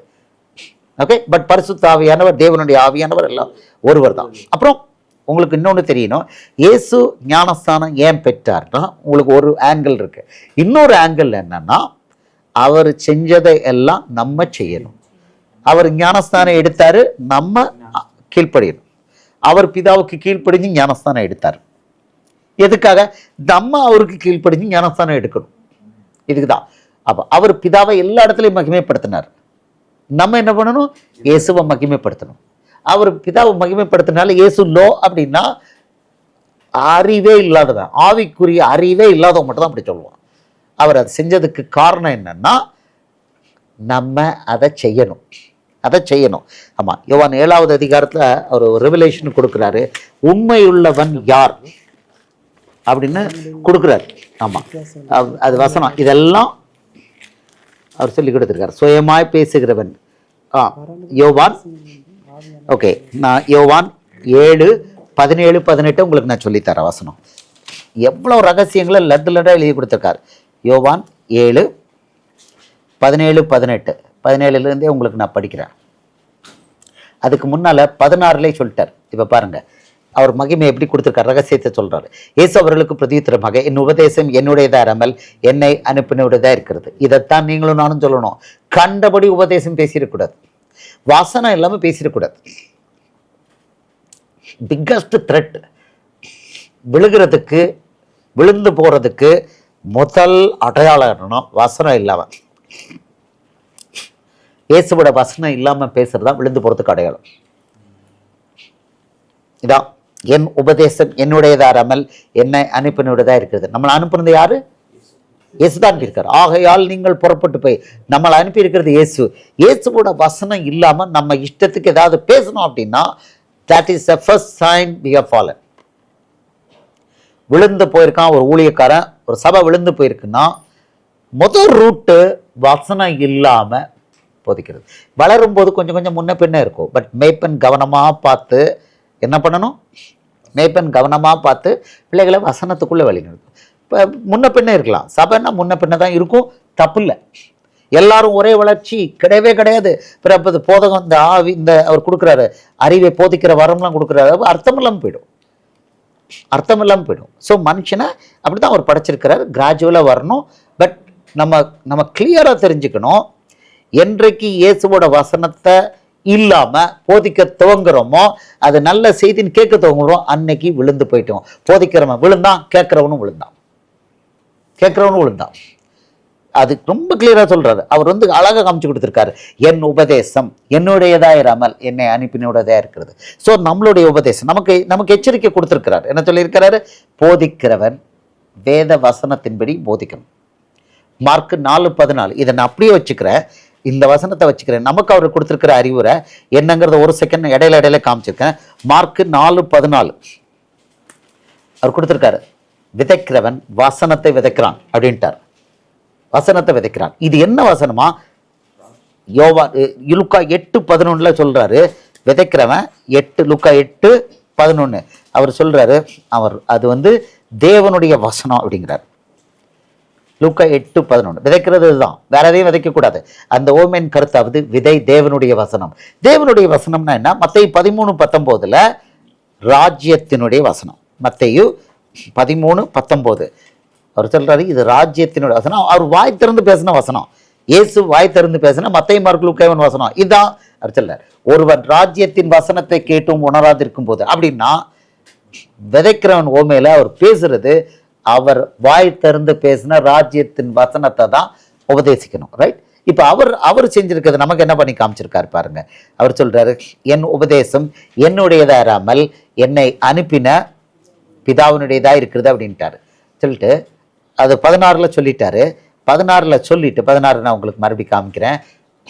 இயேசு அவர்களுக்கு பிரதியுத்தரமாக, என் உபதேசம் என்னுடையதா இராமல் என்னை அனுப்பினுடையதா இருக்கிறது சொல்றாரு. இதைத்தான் நம்ம செய்யணும், கிளியரா இதை செய்யணும். அவர் நான் பேசின வசனம் பூரா பிதா அனுப்புனதுன்னு 10 வசனம் கொடுத்துருக்காரு. அதில் 1 இது சொல்லிட்டு அடுத்த வசனத்துல சொல்றாரு, அவருடைய சித்தத்தின்படி செய்ய மனதுள்ளவனவனோ அவன் இந்த உபதேசம் தேவனால் உண்டாயிருக்கிறதோ நான் சுயமா பேசுகிறேனோ என்று அறிந்து கொள்வான். அவருடைய சித்தத்தின்படி செய்ய மனதுள்ளவனோ, யாருக்கு இந்த ரிவலேஷன் கிடைக்குமா? இயேசு பேசின வசனத்தின்படி யாருக்கு ரிவலேஷன் கிடைக்குமா?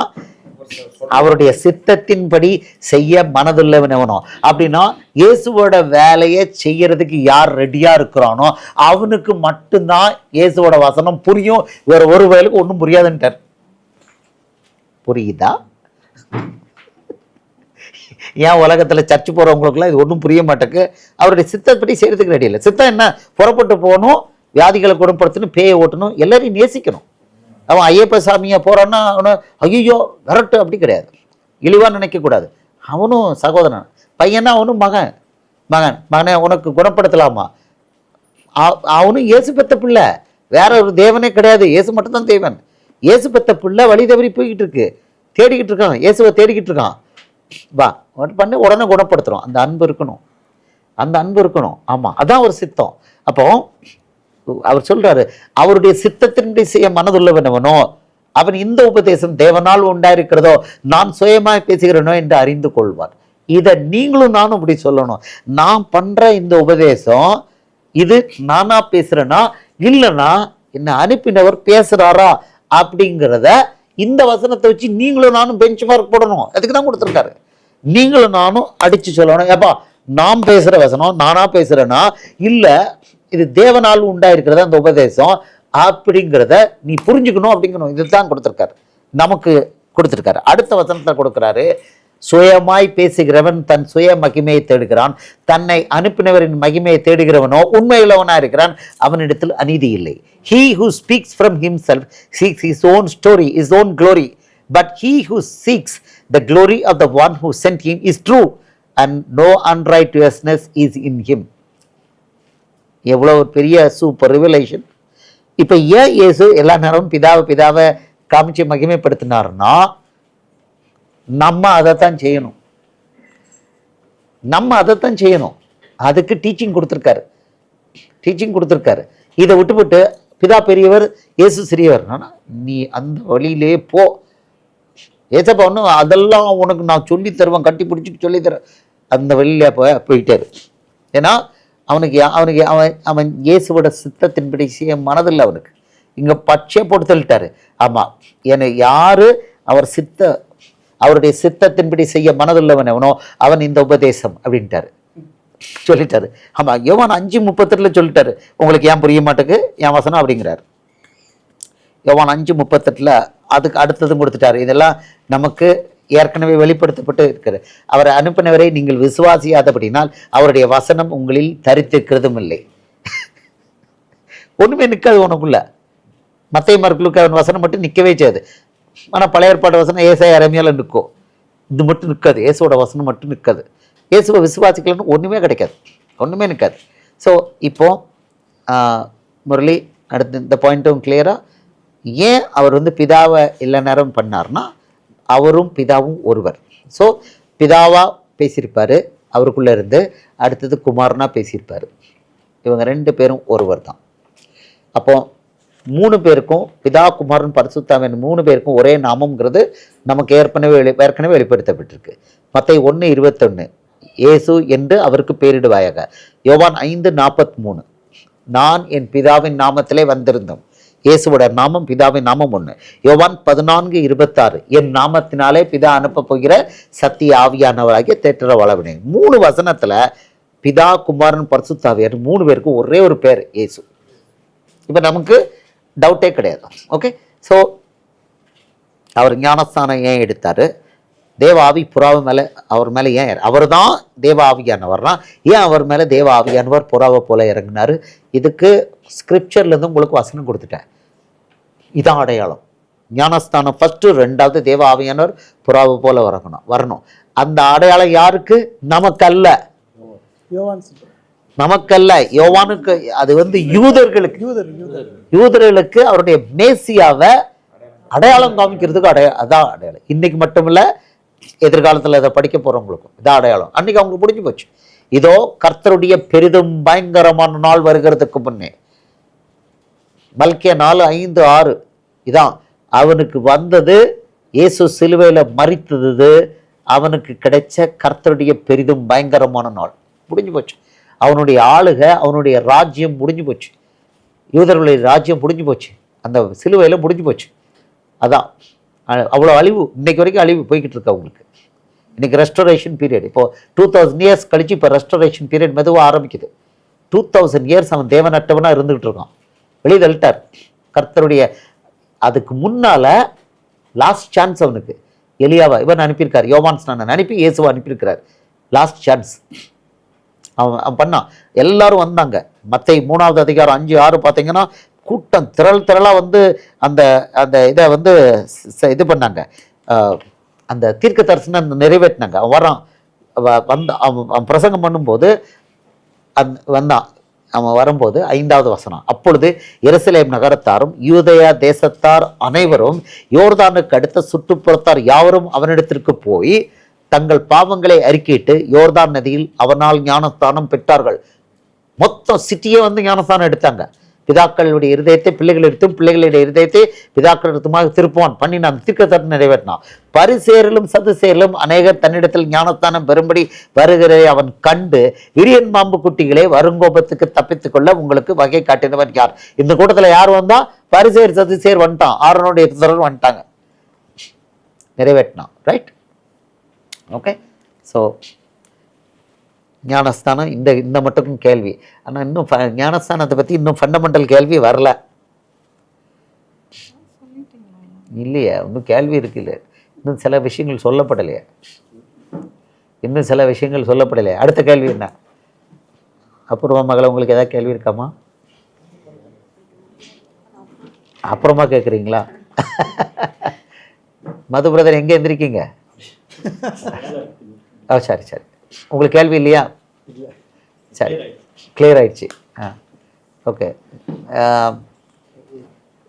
முரளி தம்பி இன்னும் கேள்வி இல்லையா? நல்ல கருகலான கேள்வி கேட்குற ஆளு இல்லையா? ரத்தன்ராஜ் தம்பி பிரியா மகளே, சுஜாதா சிஸ்டர். ஓகே, இந்த லாஸ்டா இப்போ வரேன், முடிக்கல. யோவான் முடிச்சுட்டேன். இப்போ யோவான் 3வது அதிகாரம் 3வது வசனம். இப்போ நீங்கள் ஒருவன் ஜலத்தினாலும் ஒரு சொல்கிறாரு, ஒருவன் மறுபடியும் பிறவாவிட்டால் தேவனுடைய ராஜ்யத்தை காண மாட்டான் என்று மெய்யாகவே உங்களுக்கு சொல்கிறேன். மறுபடியும் பிறக்கிறது தான் இந்த ஞானஸ்தானம். மறுபடியும் அதை அடுத்து சொல்கிறார், 5வது வசனத்தில் சொல்கிறாரு, இயேசு பிரதியுத்தரமாக, ஒருவன் ஜலத்தினாலும் ஆவியினாலும் பிறவாவிட்டால் தேவனுடைய ராஜ்யத்தில் பிரவேசிக்க மாட்டான் என்று மெய்யாகவே உங்களுக்கு சொல்கிறேன். ஒன்று ஜலத்தினால பிறக்கணும். புரியா? இன்னொரு லாஸ்ட் முடிச்சிட்டேன். ஜலத்தினால பிறக்கணும். அடுத்தது எதனால பிறக்கணும்? ஆவியினால பிறக்கணும். ஓகே, இந்த ஜலத்தினால பிறக்கும்போது என்ன நடக்கு? இதை பவுல் வச்சு விளக்கியிருக்காரு. ரோமர் 6வது அதிகாரம் 3வது வசனத்தில் பார்த்தீங்கன்னா, இது கிறிஸ்துவோட குறித்து மரணமடைந்து உயிரோடு எழும்புறது. கிறிஸ்து இயேசுவுக்குள்ளாக ஞானஸ்தானம் பெற்ற நாம் அனைவரும் அவருடைய மரணத்துக்குள்ளாக ஞானஸ்தானம் பெற்றதை அறியாமல் இருக்கிறீர்களா? இதுக்கு பேரு அவருடைய இயேசுவுடைய மரணத்துக்குள்ளாக எடுக்கிற ஞானஸ்தானம். மேலும் பிதாவின் மகிமையினாலே கிறிஸ்து மரித்தோரிலிருந்து எழுப்பப்பட்டது போல நாமும் புதிதான ஜீவனுள்ளவர்களாய் நடந்து கொள்ளும்படிக்கு, அதாவது born again, அவருடைய மரணத்துக்குள்ளாக்கும் ஞானஸ்தானத்தினாலே கிறிஸ்துவுடனே கூட அடக்கம் பண்ணப்பட்டோம். இது அடக்கம் பண்ணப்படுறது, கிறிஸ்துவோட கூட மரித்து அடக்கம் பண்ணப்படுறது. இதை தண்ணி தெளிச்செல்லாம் பண்ண முடியாது. ஓகே, அடக்கம் பண்ணப்பட்டது. அடுத்தது, ஆதலால் அவருடைய மரணத்தின் சாயலில் நாம் இணைக்கப்பட்டவர்களானால் அவர் உயிர்த்தெழுதலின் சாயலிலும் இணைக்கப்பட்டிருப்பார். அவர் உயிர்த்தெழுதலின் சாயல் என்ன? வசனம் பார்க்க போகிறோம். அவர் உயிர்த்தெழுந்த இயேசு இனி மரிப்பதில்லை. வசனம் பார்க்க போகிறோம். இப்போ 6வது வசனத்தில், நாம் இனி பாவத்துக்கு ஊழியம் செய்யாதபடிக்கு பாவ சரீரம் ஒளிந்து போகும் பொருட்டாக நம்முடைய பழைய மனுஷன் அவருடைய கூட சிலுவையில் அறையப்பட்டது என்று அறிந்திருக்கிறோம். ஞானஸ்தானம் எடுக்கும்போது மரித்து அடக்கம் பண்ணப்படும் போது நம்மளுடைய என்ன ஆகுதுன்னா, நம்மளுடைய பாவ சரீரம் ஒளிந்து போகுது. அப்போது மரித்த ஆளுகிட்ட போய் கல்லறையில் போய், நீ 1000 ரூபாய் கடன் வாங்கின திருப்பி கேட்க முடியுமா? அதாங்க நடக்குது. பாவங்கள் அவ்வளோ கம்ப்ளீட்டாக மன்னிக்கப்படுது. இதான் அது மரித்து அடக்கம் பண்ணப்படணும். இது கிறிஸ்துவோட கூட இயேசுவோட கூட மரித்து அடக்கம் பண்ணப்படுது. 7வது வசனம், மரித்தவன் பாவத்துக்கு நீங்கி விடுதலையாக்கப்பட்டிருக்கிறானே. முக்கியமாக ஒன்று நடக்கு, பாவ சரீரம் களைஞ்சு போகுது, மொத்தம் பாவம் மன்னிக்கப்படுது. இது தண்ணி தெளிச்செல்லாம் பண்ணவே முடியாது. இது கிறிஸ்துவோட கூட மரித்து அடக்கம் பண்ணப்படுறது. அடக்கம்னா என்ன? தண்ணி தெளிச்சு அடக்கம் பண்ணுவாங்க. இப்போ பண்றாங்க. குழந்தைக்கு போய் ஞானஸ்தானம் கொடுக்குறாங்க. மத்தேயு 18:17 டேய், நீங்க தான் கெட்டு போனவங்க, குழந்தைங்களுக்கு கெட்டு போகலடான்னு சொல்லியிருக்காரு. குழந்தைகள் கெட்டு போகல. நம்ம அவங்கள ஒருவன் சிறு பிள்ளையை போல மாறாவிட்டால் பரலோக ராஜ்யத்தில் பிரவேசிக்க மாட்டேன்ட்டார். அவன் நமக்கு ரோல் மாடலே சின்ன பிள்ளைங்க தான். நமக்கு ரோல் மாடலே சின்ன பிள்ளைகள். அவங்களுக்கு ஞானஸ்தானம் கொடுக்குறாங்களா பிறந்த உடனே? சரி, இயேசு அவர்களை ஆசீர்வதிப்பாராக. இப்போ பாருங்க, இதுல மரித்தவன் பாவத்துக்கு நீங்களாக்கி விடுதலையாக்கப்பட்டிருக்கேன். ஆகையால் கிறிஸ்துவுடனே கூட நாம் மரித்தோமானால் அவருடனே கூட பிழைத்தும் இருப்போம் என்று நம்புகிறோம் சொல்லிட்டு 9வது சொன்னோம், மரித்தோரிலிருந்து எழுந்த கிறிஸ்து இனி மரிப்பதில்லை என்று அறிந்திருக்கிறோம். மரணம் இனி அவரை ஆண்டு கொள்வதில்லை. இதுதான் இயேசுடைய உயிர்த்தெழுதலுடைய சரீரம். மரணம் இனி இயேசுடைய சாயல், உயிர்த்தெழுதல் சாயல். மரணம் இனி அவரை ஆண்டு கொள்வதில்லை. இதான். ஸோ என்ன கிடைக்குது? இதில் நம்ம மரித்து அடக்கம் பண்ணப்பட்டு உயிரோடு வரோம். born again. செத்தாதானே மறுபடியும் உயிரோட வர முடியும். செத்து அடக்கம் பண்ணப்பட்டு உயிரோட வரோம். கிறிஸ்துவோட கூட மரித்து அடக்கம் பண்ணப்பட்டு அவர் உயிரோடு எழும்புற மாதிரி தண்ணியிலேருந்து வெளியில் வரோம். இதான். அதில் நம்ம பாவ சரீரம் களையப்படுது. அடுத்தது என்ன ஆகுதுன்னா, அவர் மரித்திருந்த உயிர்த்தெழுந்த இயேசு இனி மரிப்பதில்லை என்று அறிந்திருக்கிறோம். மரணம் இனி அவரை ஆட்கொள்ளதில்லை. அப்படின்னா நித்திய ஜீவன் கிடைக்கும். ஆட் ஆன நித்திய ஜீவன் கிடைக்குது.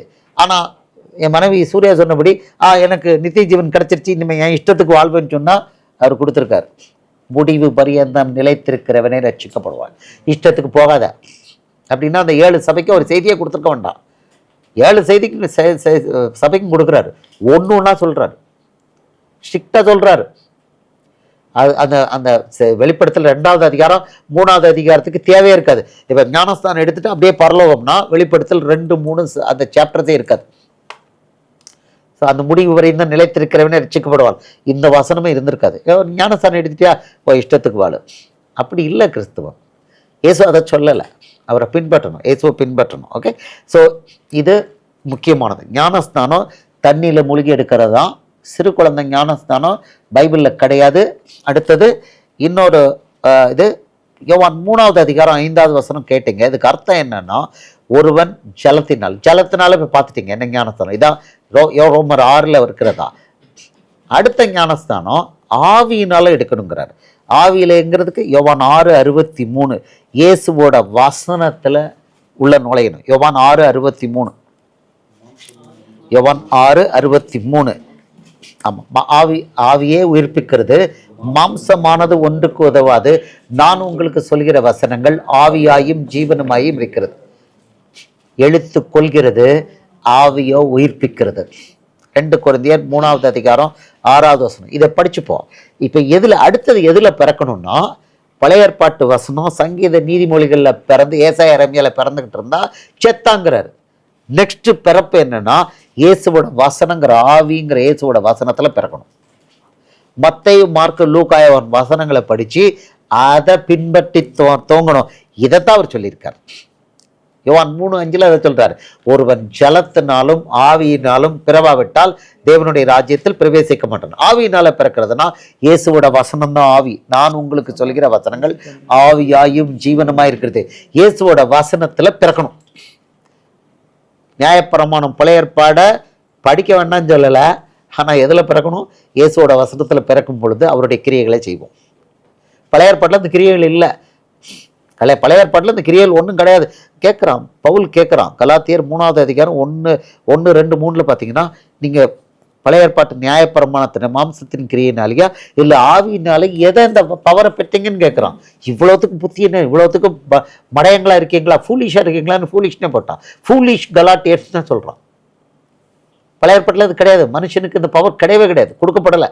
அப்போது பரிசுத்த ஆவி, அந்த பரிசுத்த ஆவியான ஒர்க் பண்ணோன்னா ஆவியான இயேசுவோட வசனம் இருக்கணும். இதில் பிறக்கணும். ஆனால் பழைய ஏற்பாட்டில் பிறந்தா 2 கொரிந்தியர் 3வது அதிகாரம் 6வது வசனம் பார்த்தீங்கன்னா, எழுத்து கொள்கிறது. பழைய ஏற்பாடு கொல்லும்னே இருக்கு. 2 கொரிந்தியர் 3வது அதிகாரத்தில் பார்த்தீங்கன்னா 3:6 புது உடன்படிக்கையின் ஊழியக்காரராக இருக்கும்படி அவரே எங்களை தகுதியுள்ளவராக்கினார். அந்த உடன்படிக்கை எழுத்துக்குரியதா இராமல் ஆவிக்குரியதா இருக்கிறது. எழுத்து கொல்லுகிறது, ஆவியோ உயிர்ப்பிக்கிறது. இந்த எழுத்து என்னங்கிறது அடுத்த வசனத்தில் இருக்கு. எழுத்துக்களால் எழுதப்பட்டு கற்களில் பதித்திருந்த மரணத்துக்கு ஏதுவான ஊழியத்தை செய்த மோசேயனுடைய முகத்தில் மகிமை பிரகாசம் உண்டானபடியால் இஸ்ரவேல் புத்திரர் அவன் முகத்தை நோக்கி பார்க்க கூடாது இருந்தார்களே. அப்படின்னா பழைய ஏற்பாடுங்கிறது அதுதான் எழுத்து. அது கொல்லுகிறது. ஆவிதான், இயேசுவோட ஆவி உயிர்ப்பிக்கிறது. ஓகே, இப்போ நமக்கு தெரியணும், ஒருவன் ஜலத்தினாலும் ஆவியினாலும் பிறவாவிட்டால் தேவனுடைய ராஜ்யத்தில் பிரவேசிக்க மாட்டான்னா ஞானஸ்நானம் எடுக்கணும். அடுத்தது என்ன பண்ணணும்னா, இயேசுவுடைய வசனத்தில் பிறக்கணும். இதுக்கு நிறைய சொல்றாரு. யோவான் 14:15 நீங்கள் என்னிடத்தில் அன்பா இருந்தால் என் கற்பனைகளை கைக்கொள்ளுங்கள். ஃபுல் என் தான் சொல்லியிருக்காரு. இதுல பிறக்கணும். எனக்கு அதுவும் வேணும் இதுவும் சேர்த்து பின்பற்றுவேன். நியாயப்பிரமாணத்தையும் இயேசுவுடைய வசனத்தையும் சேர்த்து பண்ணா கொல்லுகிற எழுத்தையும் உயிர்ப்பிக்கிற ஆவியும் ஒன்னா இணைச்சா பாசிபிளே இல்லைன்னு சொல்லியிருக்கார். 3 இடத்துல சொல்லியிருக்கார். நமக்கு தெரியும், ஒருவனும் பழைய ரசத்தை புது துருத்தியில வார்த்து வைக்க மாட்டான், ஒருவனும் பழைய துண்டை புது துணியோட இணைக்க மாட்டான், கிழிஞ்சு போயிருந்தார். 3 இடத்துல அந்த ஓமையை சொல்லியிருக்கிறார். உங்களுக்கு விளக்கியிருக்கோம்.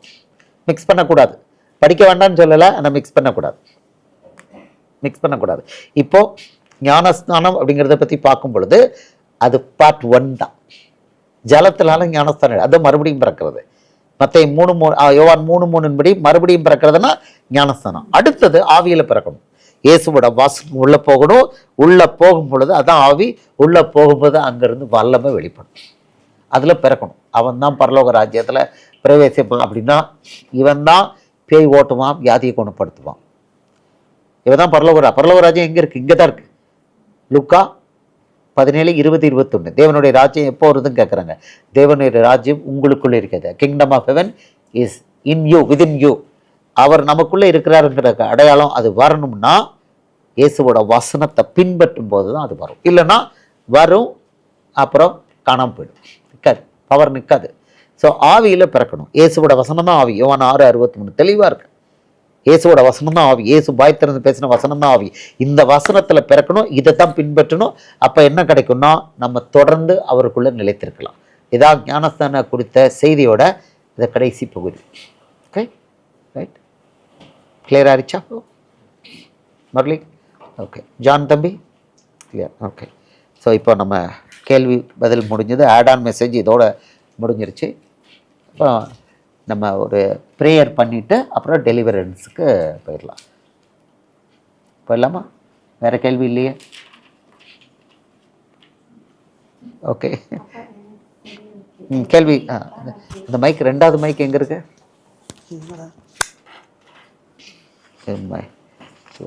ஆடியோலாம் எப்படி இருக்குன்னு தெரில. இப்போ ரெட்டில் அடிக்குது, ரெண்டுமே ரெட் தான். ஓகே, பேசுமா மகள. அப்பா, யோவான் 3வது அதிகாரத்தில் 3வது அதிகாரம் 5வது வசனத்தில் வந்து ஒருவன் ஜலத்தினாலும் ஆவியினாலும் பிறவாவிட்டால் தேவனுடைய ராஜ்யத்தில் பிரவேசிக்க மாட்டான் அப்படின்னு இருக்குல்லப்பா. ஆமாம்மா. இப்போ சர்ச்சில் இருக்கவங்க எல்லாருமே வந்து ஜலத்தினால பிறந்துடுவாங்க, ஆனால் ஆவினால் அவங்க பிறக்க மாட்டாங்க. ஆமாம், ஆவியில் பிறக்க மாட்டாங்க. ஆனால் டிஃபால்ட்டாக ஏசப்பா எப்படி அவங்களுக்குள்ள வராருப்பா? அது என்ன கேட்டாங்க, டிஃபால்ட்டாக எப்படி வராரு அப்படின்னு கேட்குறீங்க. ஓகே, ஒருத்தன் ஜலத்தினாலும் ஆவியினாலும் பிறவாவிட்டால் தேவனுடைய ராஜ்யத்தை நீங்கள் பார்த்தீங்கன்னா 3:3 யோவான் 3:3 தேவனுடைய ராஜ்யத்தை காண மாட்டான்னு சொல்லியிருக்கிறார். யோவான் 3:3 அவர் சொல்கிறது, ஒருவன் மறுபடியும் பிறவாவிட்டால் தேவனுடைய ராஜ்யத்தை காண மாட்டான். இது காண்றது. 5வது வசனத்தில் அவர் தேவனுடைய ராஜ்யத்தில் பிரவேசிக்க மாட்டான்கிறார். ஒன்று காணுறது, அடுத்தது பிரவேசிக்கிறது. ஓகே, இப்போ தேவனுடைய ராஜ்யத்தில் பிரவேசிக்கிறதுங்கிறது, இப்போ தேவனுடைய ராஜ்யம் நான் எங்கன்னு கேட்டேன்னா, நீங்கள் லூக்கா 17 சொன்னேன், 20, 21 அவர் சொல்லியிருக்காரு தேவனுடைய ராஜ்யம் எங்கே இருக்குது, அது பரலோகத்தில் இங்கே இருக்குது. சொல்ல தேவனுடைய ராஜ்யம் எப்பொழுது வரும் என்று பரிசேயர் அவரிடத்தில் கேட்ட பொழுது அவர்களுக்கு அவர் பிரதியுத்தரமாக, தேவனுடைய ராஜ்யம் பிரத்யட்சமாய் வராது, இதோ இங்கே இருக்கிறது என்றும் அதோ அங்கே இருக்கிறது என்றும் சொல்லுகிறதுக்கு எது வராது, இதோ தேவனுடைய ராஜ்யம் உங்களுக்குள் இருக்கிறதே என்றார். இப்போ தேவனுடைய ராஜ்யத்தில் பிரவேசிக்க மாட்டான் அப்படின்னா, தேவனுடைய ராஜ்யம் உங்களுக்குள் இருக்கிறதே என்பது அதோட மேனிஃபெஸ்டேஷன் என்ன, கனி என்ன, நம்ம நிறைய பார்த்தோம். கனி என்ன, அவர் செஞ்சதை அப்படியே பண்ணுவான். இந்த கிங்டமுக்குள்ளே அவன் வரமாட்டான். இந்த கிங்டமுக்குள்ளே வரமாட்டான். ஆவியான இயேசுவோட வசனத்தில் அவன் பிறக்கலை அப்படின்னா அவன் வந்து பேய் ஓட்ட மாட்டான், வியாதியை குணப்படுத்த மாட்டான். அவன் நாம்கேவாஸ், அதாவது நேம் சேக் கிறிஸ்டியன் பானகனாக இருப்பான். நேம் சேக் பானகன். யோவான் 3:3க்கும் யோவான் 3:5க்குள்ள வித்தியாசம் என்னென்னா, யோவான் 3:3 அவன் வந்து தேவனுடைய ராஜ்யத்தை காணுவான், வந்துடுவான், உள்ளே வந்திருக்கான். ஆனால் அந்த பவரை ருசிக்க மாட்டான், அதை மேனிஃபெஸ்ட் பண்ண மாட்டான். அதுக்கு ரெண்டுக்கு நடுவில் உள்ள ஒரே ஒன்று ஆவிங்கிற யோவான் 6:63 சொல்லியிருக்காரு, நான் உங்களுக்கு சொல்கிற வசனங்கள் ஆவியாயும் ஜீவனுமாக இருக்கிறது. இயேசுவோட வசனத்தை பின்பற்ற துவங்கும் போது என்ன கிடைக்குதுன்னா பவர். அந்த பவர் பரலோக ராஜ்யத்தோட அந்த பவர் கிடைக்குது. பேய் ஓட்டுறாங்க, வியாதியை குணப்படுத்துகிறாங்க. அவங்க வந்து இயேசுவுக்காக வேலை பார்க்கக்கூடிய அந்த திராணி கிடைக்குது. அந்த தேவனுடைய அதை 5வது வசனத்தை பாருங்கள். யோவான் 3:5 வந்து பார்த்தீங்கன்னா, அது அவங்க வந்து இந்த உலகத்தில் அந்த பவரை எக்ஸசைஸ் பண்ண மாட்டாங்க. ஒருவன் ஜலத்தினாலும், அது என்ட்ரி லெவல், நல்லா புரிஞ்சுக்கோங்க. ஜலத்தில் பிறக்கிற அந்த ஞானஸ்தானம் என்ட்ரி லெவல். ஜலத்தினாலும் அடுத்தது ஆவியினாலும் பிறவாவிட்டால் தேவனுடைய ராஜ்யத்தில் பிரவேசிக்க மாட்டான் என்று மெய்யாகவே உங்களுக்கு சொல்கிறேன். இதை நீங்கள் பார்த்தீங்கன்னா இஸ்ரவேலருக்கு இது அப்படியே அவங்களுக்கு தேவனுடைய ராஜ்யத்தில்னா, இங்கே அவங்கள பொறுத்த வரைக்கும் தேவனுடைய ராஜ்யம்னா பரலோகத்தில் அவங்கள பொறுத்த வரைக்கும் பிரவேசிக்க முடியாது. அன்னைக்கு தேதிக்கு அவங்களுக்கு பிரவேசிக்க முடியாது. அவங்களுக்கு மேண்டேட் பண்ணிட்டார் இதை. ஆனால் நமக்கு தேவனுடைய ராஜ்யம் இங்கே இருக்குது, இந்த பவர்ஸை எக்ஸசைஸ் பண்ண முடியாது. நமக்கு கொஞ்சம் ரிலாக்ஸ்டாக கொடுத்துருக்காரு. அன்றைக்கி அவங்களுக்கு ரொம்ப டைட்டன் பண்ணியிருந்தார். இஸ்ரவேலருக்கு ரொம்ப டைட்டன் பண்ணியிருந்தார். யோவான் 6:53 58 வரை, என் மாம்சத்தை புசித்து என் ரத்தத்தை பானம் பண்ணுகிறவன் என்னில் நிலைத்திருக்கிறான், அவனுக்கு தான் கடைசி நாளில் அவனை எழுப்புவன் இருக்கிறான். மற்றவனுக்கு அது கொடுக்கப்படலை. ஸோ அவன் ஞானஸ்தானம் எடுக்கணும், அடுத்தது ஆவியில் பிறக்கணும், இயேசுடைய வசனத்தில் அதை படிக்கணும், அதை பின்பற்றணும். அவனுக்கு தான் பரலோகம்னு கொடுத்துருக்காரு. அது இங்கே உள்ளது மட்டுமல்ல, அங்கேயும் சேர்த்து. நமக்கு ஒரு படி லெஸ். நமக்கு ஞானஸ்தானம் எடுத்தால் என்ட்ரி லெவல் உள்ளே வந்தாச்சு. பரலோக ராஜ்யம், தேவனுடைய ராஜ்யத்தை யோவான் 3:3 பார்த்தீங்கன்னா காணும் அப்படி காணுவான். ஒருத்தன் ஞானஸ்தானம் எடுத்தால் தேவனுடைய ராஜ்யத்தை காணுவான். இந்த வசனத்தின்படி சொல்கிறார், ஒருவன் மறுபடியும் பிறவாவிட்டால் தேவனுடைய ராஜ்யத்தை காண மாட்டான். அப்படின்னா ஞானஸ்நானங்கிற மறுபடியும் பிறக்கிற அனுபவம் தான் அவன் தேவனுடைய ராஜ்யத்தை காணுவான். He will see. இங்கிலீஷில் பாருங்க, Jesus answered and said to you, most assuredly I say to you, unless one is born again, he cannot see the kingdom of God. So ஞானஸ்தானம் எடுத்தவன் he will see the kingdom of God. 5ல் என்னன்னா, he will exercise the powers of the kingdom. இதான் அர்த்தம். ஒருவன் ஜலத்தினாலும் ஆவியினாலும் பிறவாவிட்டால் தேவனுடைய ராஜ்யத்தில் பிரவேசிக்க மாட்டான் என்று மெய்யாகவே மெய்யாக உங்களுக்கு சொல்கிறேன். காணுவது பிரவேசிக்கிறது. That's a difference. யூதர்களுக்கு இது ரொம்ப டைட்டு. நமக்கு இப்போ ஆவியில் பிறக்கும்போது அவருடைய பவர் மேனிஃபெஸ்ட் ஆகும், அவருக்குள்ளே நிலைத்திருக்கலாம். இதான் இப்போ உங்களெல்லாம் ட்ரெயின் பண்ணுறது இதுக்கு, இயேசுவோட வசனம் ஆவியில் நிலைத்திருக்கிறதுக்கு உங்களை ட்ரெயின் பண்ணுறோம். ஏன்னா அந்த ஆவி நம்மளை நெக்ஸ்ட் லெவல் கொண்டு போயிட்டுருக்கும், பாதுகாத்துக்கிட்டே இருப்பார். பவர் மேனிஃபெஸ்ட் ஆகிட்டு இருக்கணும், சைடில் எல்லா பக்கத்துலேருந்து பாதுகாப்பார். எல்லாம் 360 டிகிரி பாதுகாப்பார். விடுதலை, பாதுகாப்பு. இயேசு என்ன செஞ்சாரோ அதை இயேசுவோடைய ஆவி உள்ளவன் செய்வான். இயேசுவோட ஆவி, இயேசுவோட வசனம். நீங்கள் வசனத்தை, கிரியை வசனம் ரெண்டையும் ஒன்றா சொல்லியிருக்காரு பார்த்தீங்களா? யோவான் 14 வரும்போது வசனம், அங்கே யோவான் 7வது அதிகாரத்தில் கிரியை யூதர்கள்ட்ட பேசும்போது, 14ல் வசனம் அப்படிங்கிறாரு. அடுத்தது கிரியை, ரெண்டையும் சேர்க்கிறார். இயேசுவோட வசனம், அவருடைய கிரியை, 2 ஒன்றுங்கிறாரு.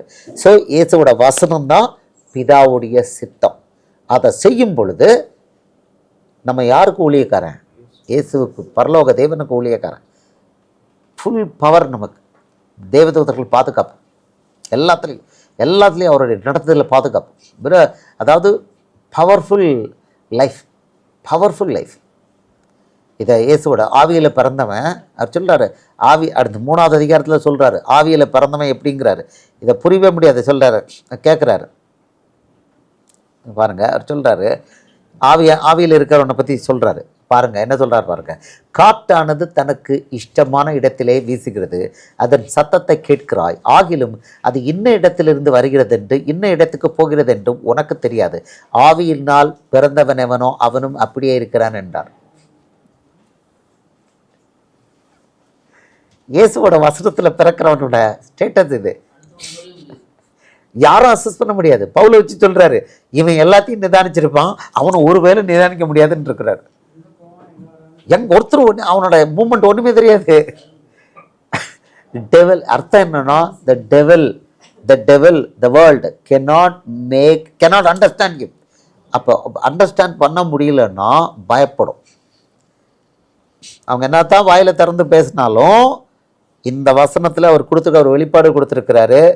அதில் காற்றானது தனக்கு இஷ்டமான இடத்திலே வீசுகிறது, அதன் சத்தத்தை கேட்கிறாய், ஆகிலும் அது இன்ன இடத்திலிருந்து வருகிறது என்றும் இன்ன இடத்துக்கு போகிறது என்றும் உனக்கு தெரியாது. ஆவியினால் பிறந்தவனவனோ அவனும் அப்படியே இருக்கிறான் என்றான். ஹையஸ்ட் லெவல் லைஃப் இது. ஏன் புரிஞ்சிருக்கீங்களா? ஆவினா இயேசுவோட வசனம் நமக்குள்ளே இருக்கும்போது யார் நம்மளை நடத்துகிறா? பரலோக தேவன் நடத்துகிறாரு. அவர் உள்ளே இருக்கிறாரு. அவர் நடத்தும் போது பிசாசுக்கு அவர் பண்ணுறது தெரியுமா? அவர் க்ளீனாக மூவ் பண்ணுவார். அவனுக்கு தெரியாது. சரியாக பிளைண்டில் இருப்பான், சரியாக குறுக்கில் இருப்பான். ஸோ உலகத்தாருக்கு அவன் எவ்வளோ ப்ரிட்டன்ஷன்ஸ் பண்ணாலும் அவனுக்குள்ளே ஒன்றே ஒன்று இருக்கும், எப்பா இவன் டேஞ்சரஸ், பயம் இருக்கும். அவனுக்கு அசஸே பண்ண முடியாது. இதை பவுலை வச்சுன்னு சொல்லியிருக்கிறார். புரியாது, அவனை பற்றி ஒன்றுமே உனக்கு புரியாதுன்னு சொல்லியிருக்காரு. அவன் எல்லாரையும் நிதானிச்சிருப்பான், அவனை ஒருத்தரும் நிதானிக்க முடியாதுங்கிறான் பவுல். இதான் ஆவியில் இயேசுவோட வசனம். யோவான் 6:63 சிக்னிஃபிகன்ஸ் உங்களுக்கு தெரியுது. நான் உங்களுக்கு சொல்கிற வசனங்கள் ஆவியாயும் ஜீவனுமாக இருக்கிறது. இவங்க எல்லாரும் மத்தேயு மார்க்கு லூக்கா யோவான் ஏன் இதை ஏன் முக்கியப்படுத்துறீங்க கேட்குறாங்க. இயேசு சொல்லியிருக்காரு, அதில் பிறக்கணும்டா, அதில் பிறந்தன்னா ஒன்றை ஒருத்தனும் அசஸ் பண்ண முடியாது, ஆனால் நீ எல்லாரையும் நிதானிப்ப. Powerful life. It's a very powerful life. It's very powerful life. அந்த வெரி பவர்ஃபுல் லைஃபுக்குள்ளே தான் உங்களை இயேசுடைய சபை வழி நடத்தணும். அதான் நடத்துது. மனுஷனுக்குள்ளேயோ மனுஷனை மேன்மைப்படுத்தியோ மேய்ப்பனை மேன்மைப்படுத்தி இல்லைன்னா அந்த சபையை மேன்மைப்படுத்தி லோக்கலில் இருக்க சபையை மேன்மைப்படுத்துறது பரிசுத்த ஆவியோட செயல்பாடே கிடையாது. இயேசுவை மகிமைப்படுத்தணும், அவருக்குள்ளே வழி நடத்தணும், அவருக்கு நற்கிரியை பண்ண வைக்கணும். எனக்கு நற்கிரியை செய்திருக்கிறாளே, இது ரீங்குறிக்கும். இவள் எனக்கு நற்கிரியை செய்திருக்கிறாளே, இன்னும் ஃபர்ஸ்ட் பர்சன் சிங்குலரில் அடிச்சிருக்காரு பாருங்க, பேசியிருக்காரு பாருங்க. ஆமாம், மார்க் 14 சீஷர்கள் எப்போதுமே கவனமாக இந்த வசனத்தை வச்சுக்கணும். இதில் 2வது பாட்டு இருக்குது, அதை நான் அப்புறமா உங்களுக்கு சொல்லித்தரேன். 2வது பாட்டு இருக்குது. ஆம்பளைங்க தான் அவரை வந்து காட்டி கொடுக்குறவங்க, பெண்கள் இல்லை. அதில் சொல்லியிருக்காரு, இந்த சுவிசேஷம் எங்கே சொல்லப்படுதோ அதை அங்கெல்லாம் இவளை பற்றி பேசப்படும். அதாவது இவ 300 டினாரிங்கிறது 1 வருஷ சம்பளம்னு சொல்கிறாங்க. அதை டக்குன்னு அவர் தலையிலையும் தெளித்து கால்லையும் போட்டு தலைமயிரால் கழுவிட்டா. யோவான் 12 தலைமயிரால் துடைப்பா மரியாள். நம்ம யோவான் 11 பார்க்குறமே அதே மரியாள், லூக்கா 10வது அதிகாரத்தில் பார்க்குறமே அதே மரியாள். அவள் அதை பண்ணியிருக்கா. அவர் சொல்கிறாரு, இந்த சுவிசேஷம் எங்கெல்லாம் பூமியில் சொல்லப்படுதோ அங்கெல்லாம் இவள் செய்ததும் சொல்லப்படும். என்ன செய்தது? அவர் சொல்கிறாரு, நற்கிரியைகள். சொல்கிறாரு, என்னிடத்தில் நற்கிரியை செய்திருக்கிறாள். ஆவியில் பிறந்தமா அவ்வளோ வரை இதுதான் பண்ணுறோம். Please understand. உங்களை வந்து ஆவியில் பிறக்கிறதுக்கு இயேசுவுக்கு நற்கிரியை செய்கிறதுக்கு பழக்கிறோம். இயேசுவுக்கு நற்கிரியை செய்கிறதுக்கு பழக்கிறோம். அதுதான் செய்யணும், அதை தான் செய்யணும். அதில் பிள்ளைகளை லான்ச் பண்ணணும், பிள்ளைகளை கைட் பண்ணணும். இதான் சபை, உண்மையான சபை இதுதான். அதை செய்யணும். சபையோட வேலை இது. ஆவியில் நற்கிரியை பண்ணுறதுக்கு பழக்கணும். பவுலை வச்சு நிறைய வசனங்களை கொடுத்துருக்காரு. போன வாரமாக அதுக்கு முந்தின வாரம் பேசணும், நற்கிரிகளை பற்றி பேசியிருக்கோம். அவ்வளோ வசனம் இருக்குது. அதுக்கு நற்கிரியை செய்கிறதுக்கு பழக்கணும் ஒவ்வொருத்தரையும். நற்கிரினா இதுதான், இயேசுவுக்கு கீழ்ப்படுகிறது. எனக்கு இந்த வசனம் ரீங்கரிக்கணும், என்னிடத்தில் நற்கிரியை செய்திருக்கிறாள். நீ பூமியில் மற்றவங்களுக்கெல்லாம் போய் சாப்பாடு கொடுக்குற, அப்படி எனக்கு நற்கிரியை முதல்ல செய் அப்படிங்கிறார். அது வந்து ரொம்ப நேரம் சான்ஸ் கிடையாது. அவர் பூமியில் இருக்கிறாரு, இந்த நேரம் தான் பண்ண முடியும். அதே மாதிரி உனக்கு சான்ஸ் ஒரு லிமிட்டடாக கிடைக்கும். அந்த டயத்தில் அந்த விண்டோவில் பண்ணிடணும். நீ விட்டுறக்கூடாது. ஒரு விண்டோவில் கரெக்டாக பண்ணிட்டேன்னா அடுத்த ஒன்று தருவேன், பண்ணு. Cycle will continue. இந்த இதில் மிஸ் பண்ணிவிட்ட, மொதல் பஸ் மிஸ்டு, 2வது bus missed, you missed everything. That's all. You missed everything, you miss everything. லூக்கா 9:59 வசனத்தில் சொல்லிட்டாரு, கலப்பையிலே கையிட்டு பின்னிட்டு திரும்புகிற எவனும் தேவனுடைய ராஜ்யத்துக்கு தகுதி உள்ளவன் அல்ல. Miss the bus forever. அவர் அவ்வளோ ஸ்ட்ரிக்டாக வச்சுருக்காரு, அழகாக வச்சுருக்கிறார். பட் இதெல்லாமே it is in the heart. இயேசுவுக்கு அவருடைய சித்தத்தின்படி செய்ய மனதுள்ளவன் எவனோ, யோவான் 7:17. அதுதான், அங்கே தான் அவர் கொடுக்குறாரு, எல்லாத்தையும் வெளிப்படுத்தி கொடுத்துருக்கிறார். ஆமாம், அது கரெக்டாக இருந்ததுன்னா அவன் எல்லாரும் பண்ணுவான். இப்போ அவருடைய சித்தத்தின்படி செய்ய மனதுள்ளவன் எவனோ அவன் இந்த உபதேசம் தேவனால் உண்டாயிருக்கிறதோ நான் சுயமாய் பேசுகிறேனோ என்று அறிந்து கொள்வான். இயேசுவுடைய சித்தத்தின்படி, பரலோக சித்தத்தின்படி செய்ய மனதுள்ளவனாக இருக்கும் பொழுது திங்ஸ் ஒர்க் அவுட் கூல். அவனுக்கு கேள்விகள் இருந்தாலும் பதில்கள் கிடச்சிக்கிட்டு இருக்கும், மூவ் ஆகிக்கிட்டே இருப்பான். வெறும் கேள்விகளை கேட்டுக்கிட்டு இருக்கவன் அடுத்த ஸ்டெப் மூவ் ஆகாதவன் பேய் பிடிச்சவன். Nobody is complete. முதல்ல புரிஞ்சுக்கணும், nobody is all knowing, nobody is complete. இப்போ நான் இவ்வளோ பேசுகிற மாதிரி இருந்தேன்னா அவையானவர் கொடுக்குறாரு, அது வேறு விஷயம். If you think I am complete, is no. The most wanting person நான் தான் என்ன சொல்வேன். மனுஷன் எல்லாரும் பலவீனமானவன், மனுஷன் எல்லாமும் குறைவுபட்டவன். ஒரே ஒருத்தர் குறைவுபடலை, அவர் மட்டும்தான் குறைவு இல்லாதவர். அப்போது நம்ம வந்து நமக்கு இருக்கிற குறைவுகளோட, பலவீனங்களோட, பிரச்சனைகளோட என்ன பண்ணணும்னா இயேசுவுக்கு நற்கிரியை செய்கிறதுக்கு புறப்பட்டு போகணும். அவ்வளோதான். Because nobody is perfect. நாம் பர்ஃபெக்டாக இருந்து வெளியே போகிறோம்னா செத்து போனோம் நம்ம சொல்ல, செத்து போனவன் மட்டும்தான் பூர்ண புருஷன். செத்து போனவன் மட்டும்தான் பூர்ண புருஷன். நீ செத்துப்போ, ஆனால் செத்து போனவரும் கிரியை பண்ண முடியுமா?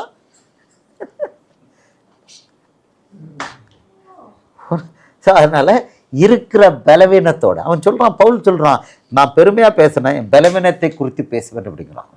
பச்சையா சொல்றான், நான் ஏதாவது பெருமையா பேசுறேன், என் பலவீனத்தை குறித்து பேசுவேன். பவுல் இப்படி சொல்லியிருக்கா. அதனால பிள்ளைகளை இருக்கிற பலவீனத்தோட இருக்கிற பலத்தோட போ, ஏசு உன்னோட இருக்கிறார். இப்போ இருக்கிற பலத்தோட இருக்கிற பலவீனத்தோட உன்னோட போக முடியல அப்படின்னா ஃப்யூச்சரில் அது நடக்காது. there is nothing called future. நல்லா புரிஞ்சுக்கோங்க. நான் 3 மாதம் கழிச்சு போகிறேன் சொல்லிட்டாரு. கலப்பையிலே கையிட்டு பின்னிட்டு திரும்புகிற எவனும் தேவனுடைய ராஜ்யத்துக்கு தகுதி உள்ளவன் அல்ல. லூக்கா 9:60 வசனம் உங்களுக்கு வந்து எப்போதுமே கவனமாக இருக்கணும். அவன் சொல்கிறான் நான் போய் சொல்லிட்டு வரேன் அப்படிங்கிறான். ஆமாம், லூக்கா 9 சொல்கிறாரு 9:62.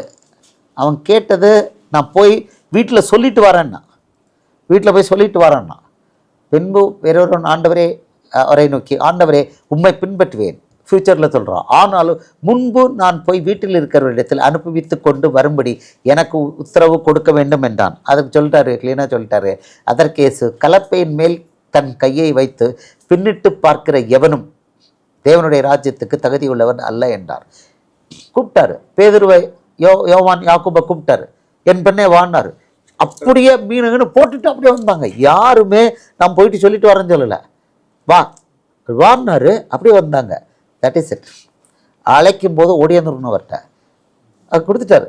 நான் கூப்பிடும்போது நீ வரலையா, நீ எனக்கு லாய்க்கு இல்லை. This is the rule, this is the rule, is the rule.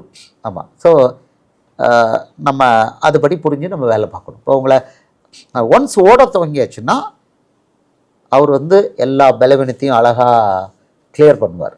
கட்டுகளை உடைப்பார், கட்டுகளை உடைப்பார். இன்னும் மத்தேயு 6:33 இருக்குது. அப்புறம் மகளுக்கு எல்லாருக்குமே இது இருக்குது.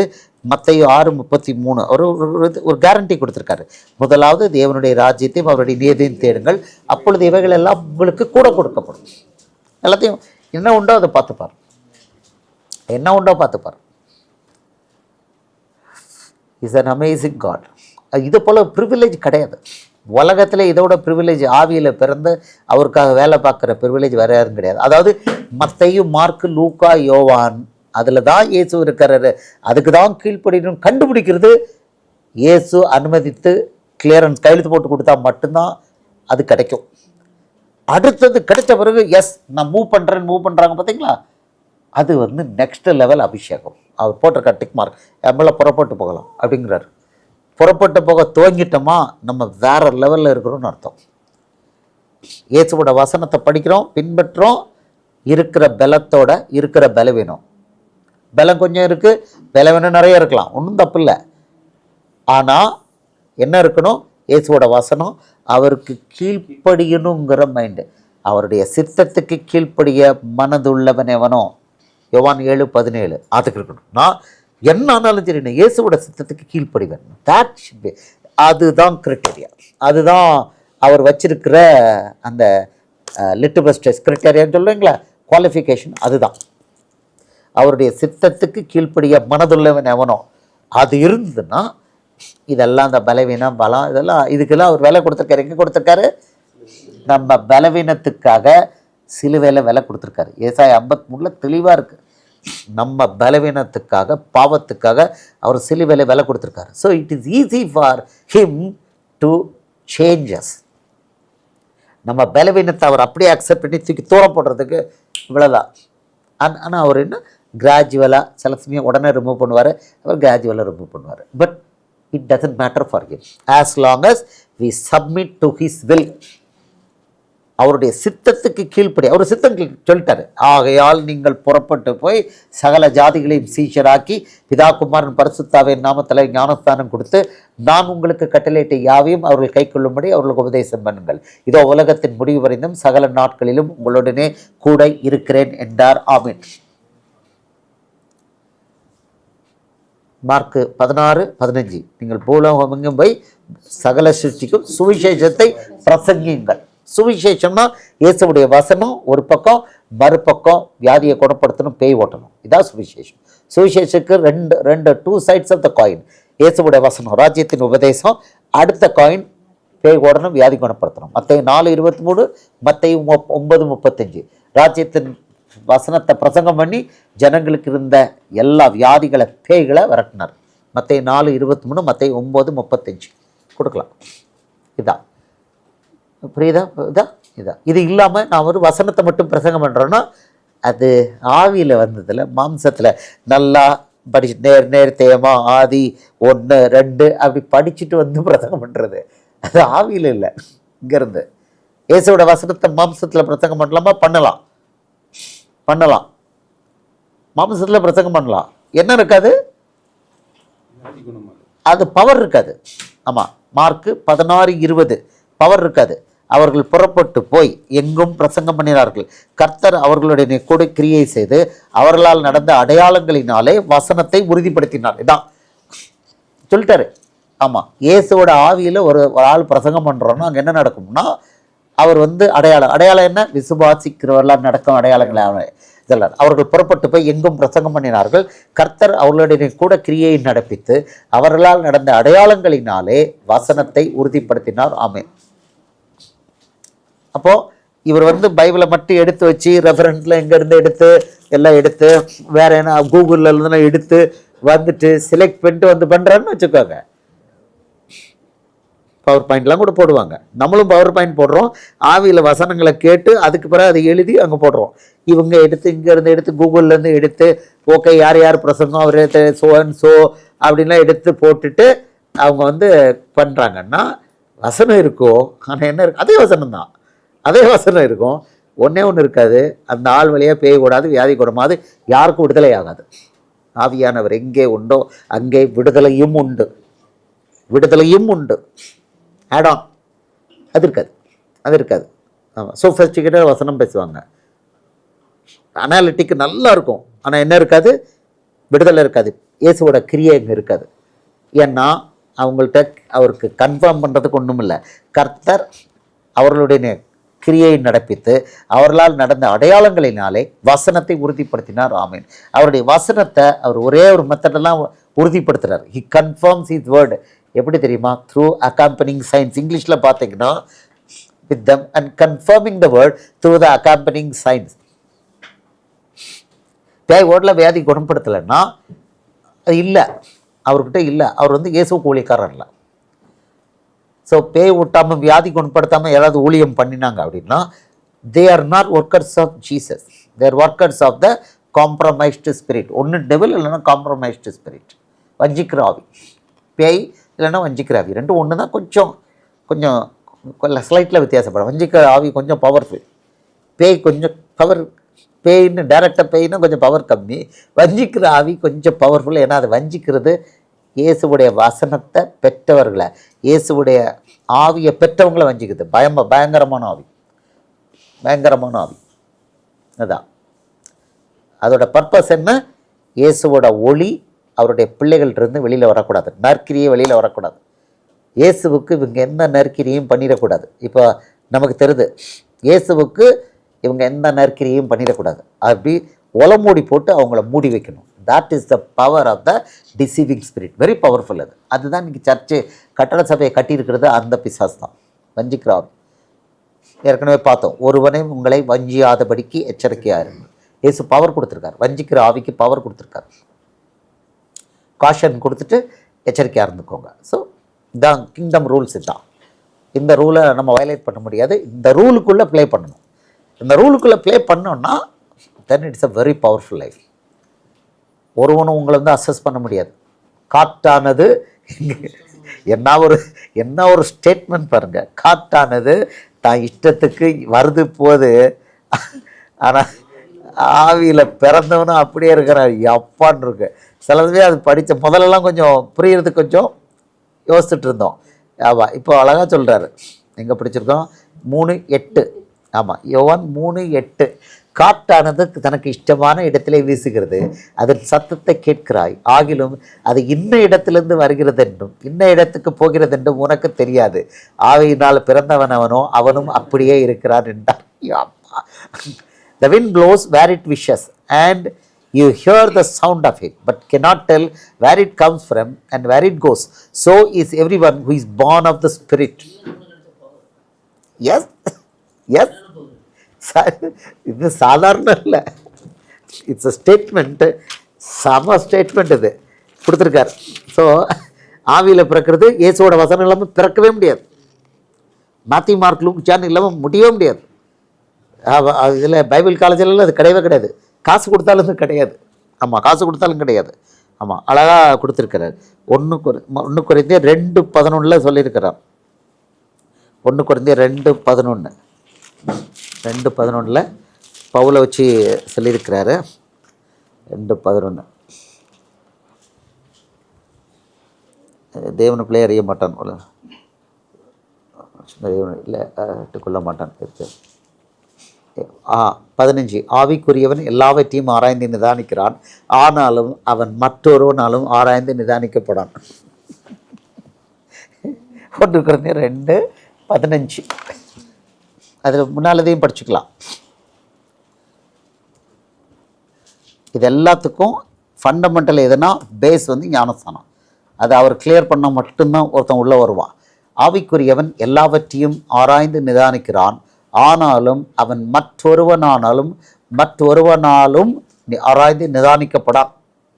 ஆமாம், இவ்வளோதான் கொடுத்துருக்குற பவுலை வச்சு ஆவியானவர் விளக்கியிருக்கிறார். ஆவியில் பிறந்தவரை பற்றி விளக்கியிருக்கிறார்.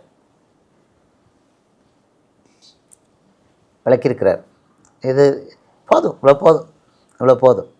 ஆமாம், இது வந்து நெக்ஸ்ட் லெவல். ஆமாம், கடைசியாக இப்போ ஞானஸ்தானம் முக்கியம்னு ஏசப்பா டீட்டெயிலாக கொண்டு வந்திருக்கிறாரு. அதுதான் பிகினிங் பாயிண்ட். இயேசுவால் கொடுக்கலாம். இயேசுவால் தெரிந்தெடுக்கப்படாதவங்க எல்லாத்துக்கும் ரெடிம்பாங்க, ஞானஸ்தானம் மட்டும் எடுக்க மாட்டாங்க. they are not chosen by God. ஆமாம், எபேசியர் 1:4 பவுல் சொல்கிறோம், பூமி உண்டாகிறதுக்கு முன்னாலே தெரிந்தெடுத்திருக்காரு. அப்படிப்பட்டவங்க தான் வராங்க. இதுலேயும் ஆவியில் பிறக்கிறவன் அடுத்தது. அவங்க யாருன்னா கொஞ்சம் பேர் தான். மத்தேயு 7:13-14 அவர் சொல்கிறார், கொஞ்சம் பேர் தான் இந்த ஆவியில் பிறக்கிறவங்க, கொஞ்சம் பேர். ஆனால் அவங்க கொஞ்சம் பேரை வச்சு அவர் பண்ணியிருந்தார். இடுக்கமான வாசல் வழியாய் உட்பிரவேசிக்க பிரயாசப்படுங்கள். இடுக்கமான வாசல் மத்தேயு, மார்க்கு, லூக்கா, யோவான். இடுக்கம் சொல்கிறாரு, நானே வாசல். யோவான் 10:9 ஐ ஆம் த டோர் அப்படிங்கிறார். மத்தேயு, மார்க்கு, லூக்கா, யோவான் தான் டோர், ஏசு தான் டோர்.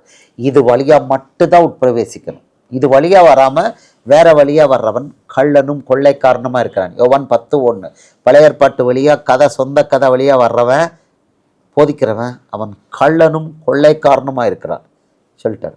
நானே வாசல், ஆடுகளுக்கு வாசல். ஐ ஆம் த டோர் ஆஃப் ஷீப். யோவான் 10:9 எடுத்துட்டார். ஸோ இதுதான் இடுக்கமான வாசல்னா இயேசு. மத்தேயு 5:10-12 சொல்கிறாரு, என் நாமத்து நிமித்தம் உங்களை என்ன பண்ணுவாங்க, பொய்யாய் சொல்வார்களானால் பாக்கியவான்களாக இருப்பீர்கள். இயேசுவின் நாமத்தை பயன்படுத்தும் போது அது இருக்கும், இடுக்கமான வாசல். ஆமாம், இடுக்கமான வாசல் வேண்டாம் அப்படின்னா பரலோக ராஜ்யம் கிடையாது. இந்த பவர் கிடையாது. ஸோ எவ்ரிபடி ஹாஸ் டு பேர் த ஓன்ஸ் இது, தன்னுடைய சிலுவை சுமக்கணும். அடுத்தது இயேசு ஒரு நுகத்தை கொடுக்குறாரு, என் நுகம் மெதுவாயும் என் சுமை லகுவாய். யோவான் மத்தேயு 11:30 சொல்கிறார், என் சுக சொல்கிறார். மத்தேயு 11:30 அவர் சொல்கிறாரு, என் நுகம் மெதுவாயும் என் சுமை லகுவாயும் இருக்கிறது. அதுக்கு முந்தின வசனம் சொல்கிறாரு, நான் சாந்தமும் மனத்தாழ்மையுமாய் இருக்கிறேன். என் நுகத்தை உங்கள் மேல் ஏற்றுக்கொண்டு என்னிடத்தில் கற்றுக்கொள்ளுங்கள், அப்பொழுது உங்கள் ஆத்துமாக்களுக்கு இளைப்பாறுதல் கிடைக்கும். Take my yoke upon you and learn from you அப்படிங்கிறாரு. அடுத்த சொல்கிறாரு, என் நுகம் மெதுவாயும் என் சுமை லகுவாயும் இருக்கிறது. For my yoke is easy and my burden is light. அப்போ இயேசு கொடுக்குற பேர்டன் ஒரு ஆளை என்ன பண்ணாது, க்ரஷ் பண்ணாது. இயேசு கொடுத்துறது என்னால் தாங்க முடியலன்னு அவன் சொன்னான்னா பொய். லைட்.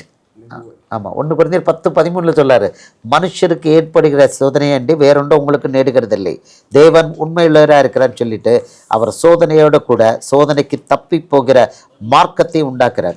யோவான் 1 கொரிந்தியர் 10:13 அழகாக கொடுத்துருக்கிறாரு. ஸோ இயேசுவோட நுகம் வந்து லைட்டாக தான் இருக்கும். மனுஷருக்கு நேரிடுகிற சோதனையே அல்லாமல் வேறே சோதனை உங்களுக்கு நேரிடவில்லை. தேவன் உண்மையுள்ளவராய் இருக்கிறார். உங்கள் திராணிக்கு மேலாக நீங்கள் சோதிக்கப்படுகிறதற்கு அவர் இடம் கொடாமல் சோதனையை தாங்கத்தக்கதாக சோதனையோடு கூட அதற்கு தப்பிக்கொள்ளும்படியான போக்கையும் உண்டாக்குவார். இதெல்லாம் பெரிய ரகசியத்தை க்ளீனாக ஓப்பனாக சொல்லி கொடுத்துருக்கிறார். ஸோ அவருடைய நுகம் வந்து நம்மளை க்ரஷ் பண்ணாது, லைட். அழகாக இவ்வளோ ஜென்டில், இவ்வளோ பியூட்டிஃபுல் வேர்டிங் பாருங்கள். என் நுகத்தை ஏற்றுட்டு என்னிடம் கற்றுக்கொள்ளுங்க அப்படிங்கிறார். ஓ கமான். ஆமாம், அழகாக இந்த வசனங்கள்லாம் அழகாக யாரும் அதை மாற்ற முடியாது. என் நுகம் மெதுவாயும் என் சுமை லகுவாயும் இருக்கிறது என்றார். For my yoke is easy and my burden is light. முந்தின வசனத்தில் சொல்கிறாரு, உங்களுக்கு அப்பொழுது உங்கள் ஆத்துமாக்களுக்கு இளைப்பாறுதல் கிடைக்கும். அதில் பாருங்கள், என் நுகத்தை உங்கள் மேல் ஏற்றுக்கொண்டு எனக்காக வேலை செய்யுங்கன்னு சொல்லலை, என்னிடத்தில் கற்றுக்கொள்ளுங்கள், அப்பொழுது உங்கள் ஆத்துமாக்களுக்கு இளைப்பாறுதல் கிடைக்கும். ஸோ ஆடான் கொடுக்குறார், கற்றுக்கொள்ள சொல்கிறாரு, இளைப்பாறுதல் கொடுக்குறாரு. ரைட் தானா? எவ்வளோ கேரண்டீட் பாருங்கள்.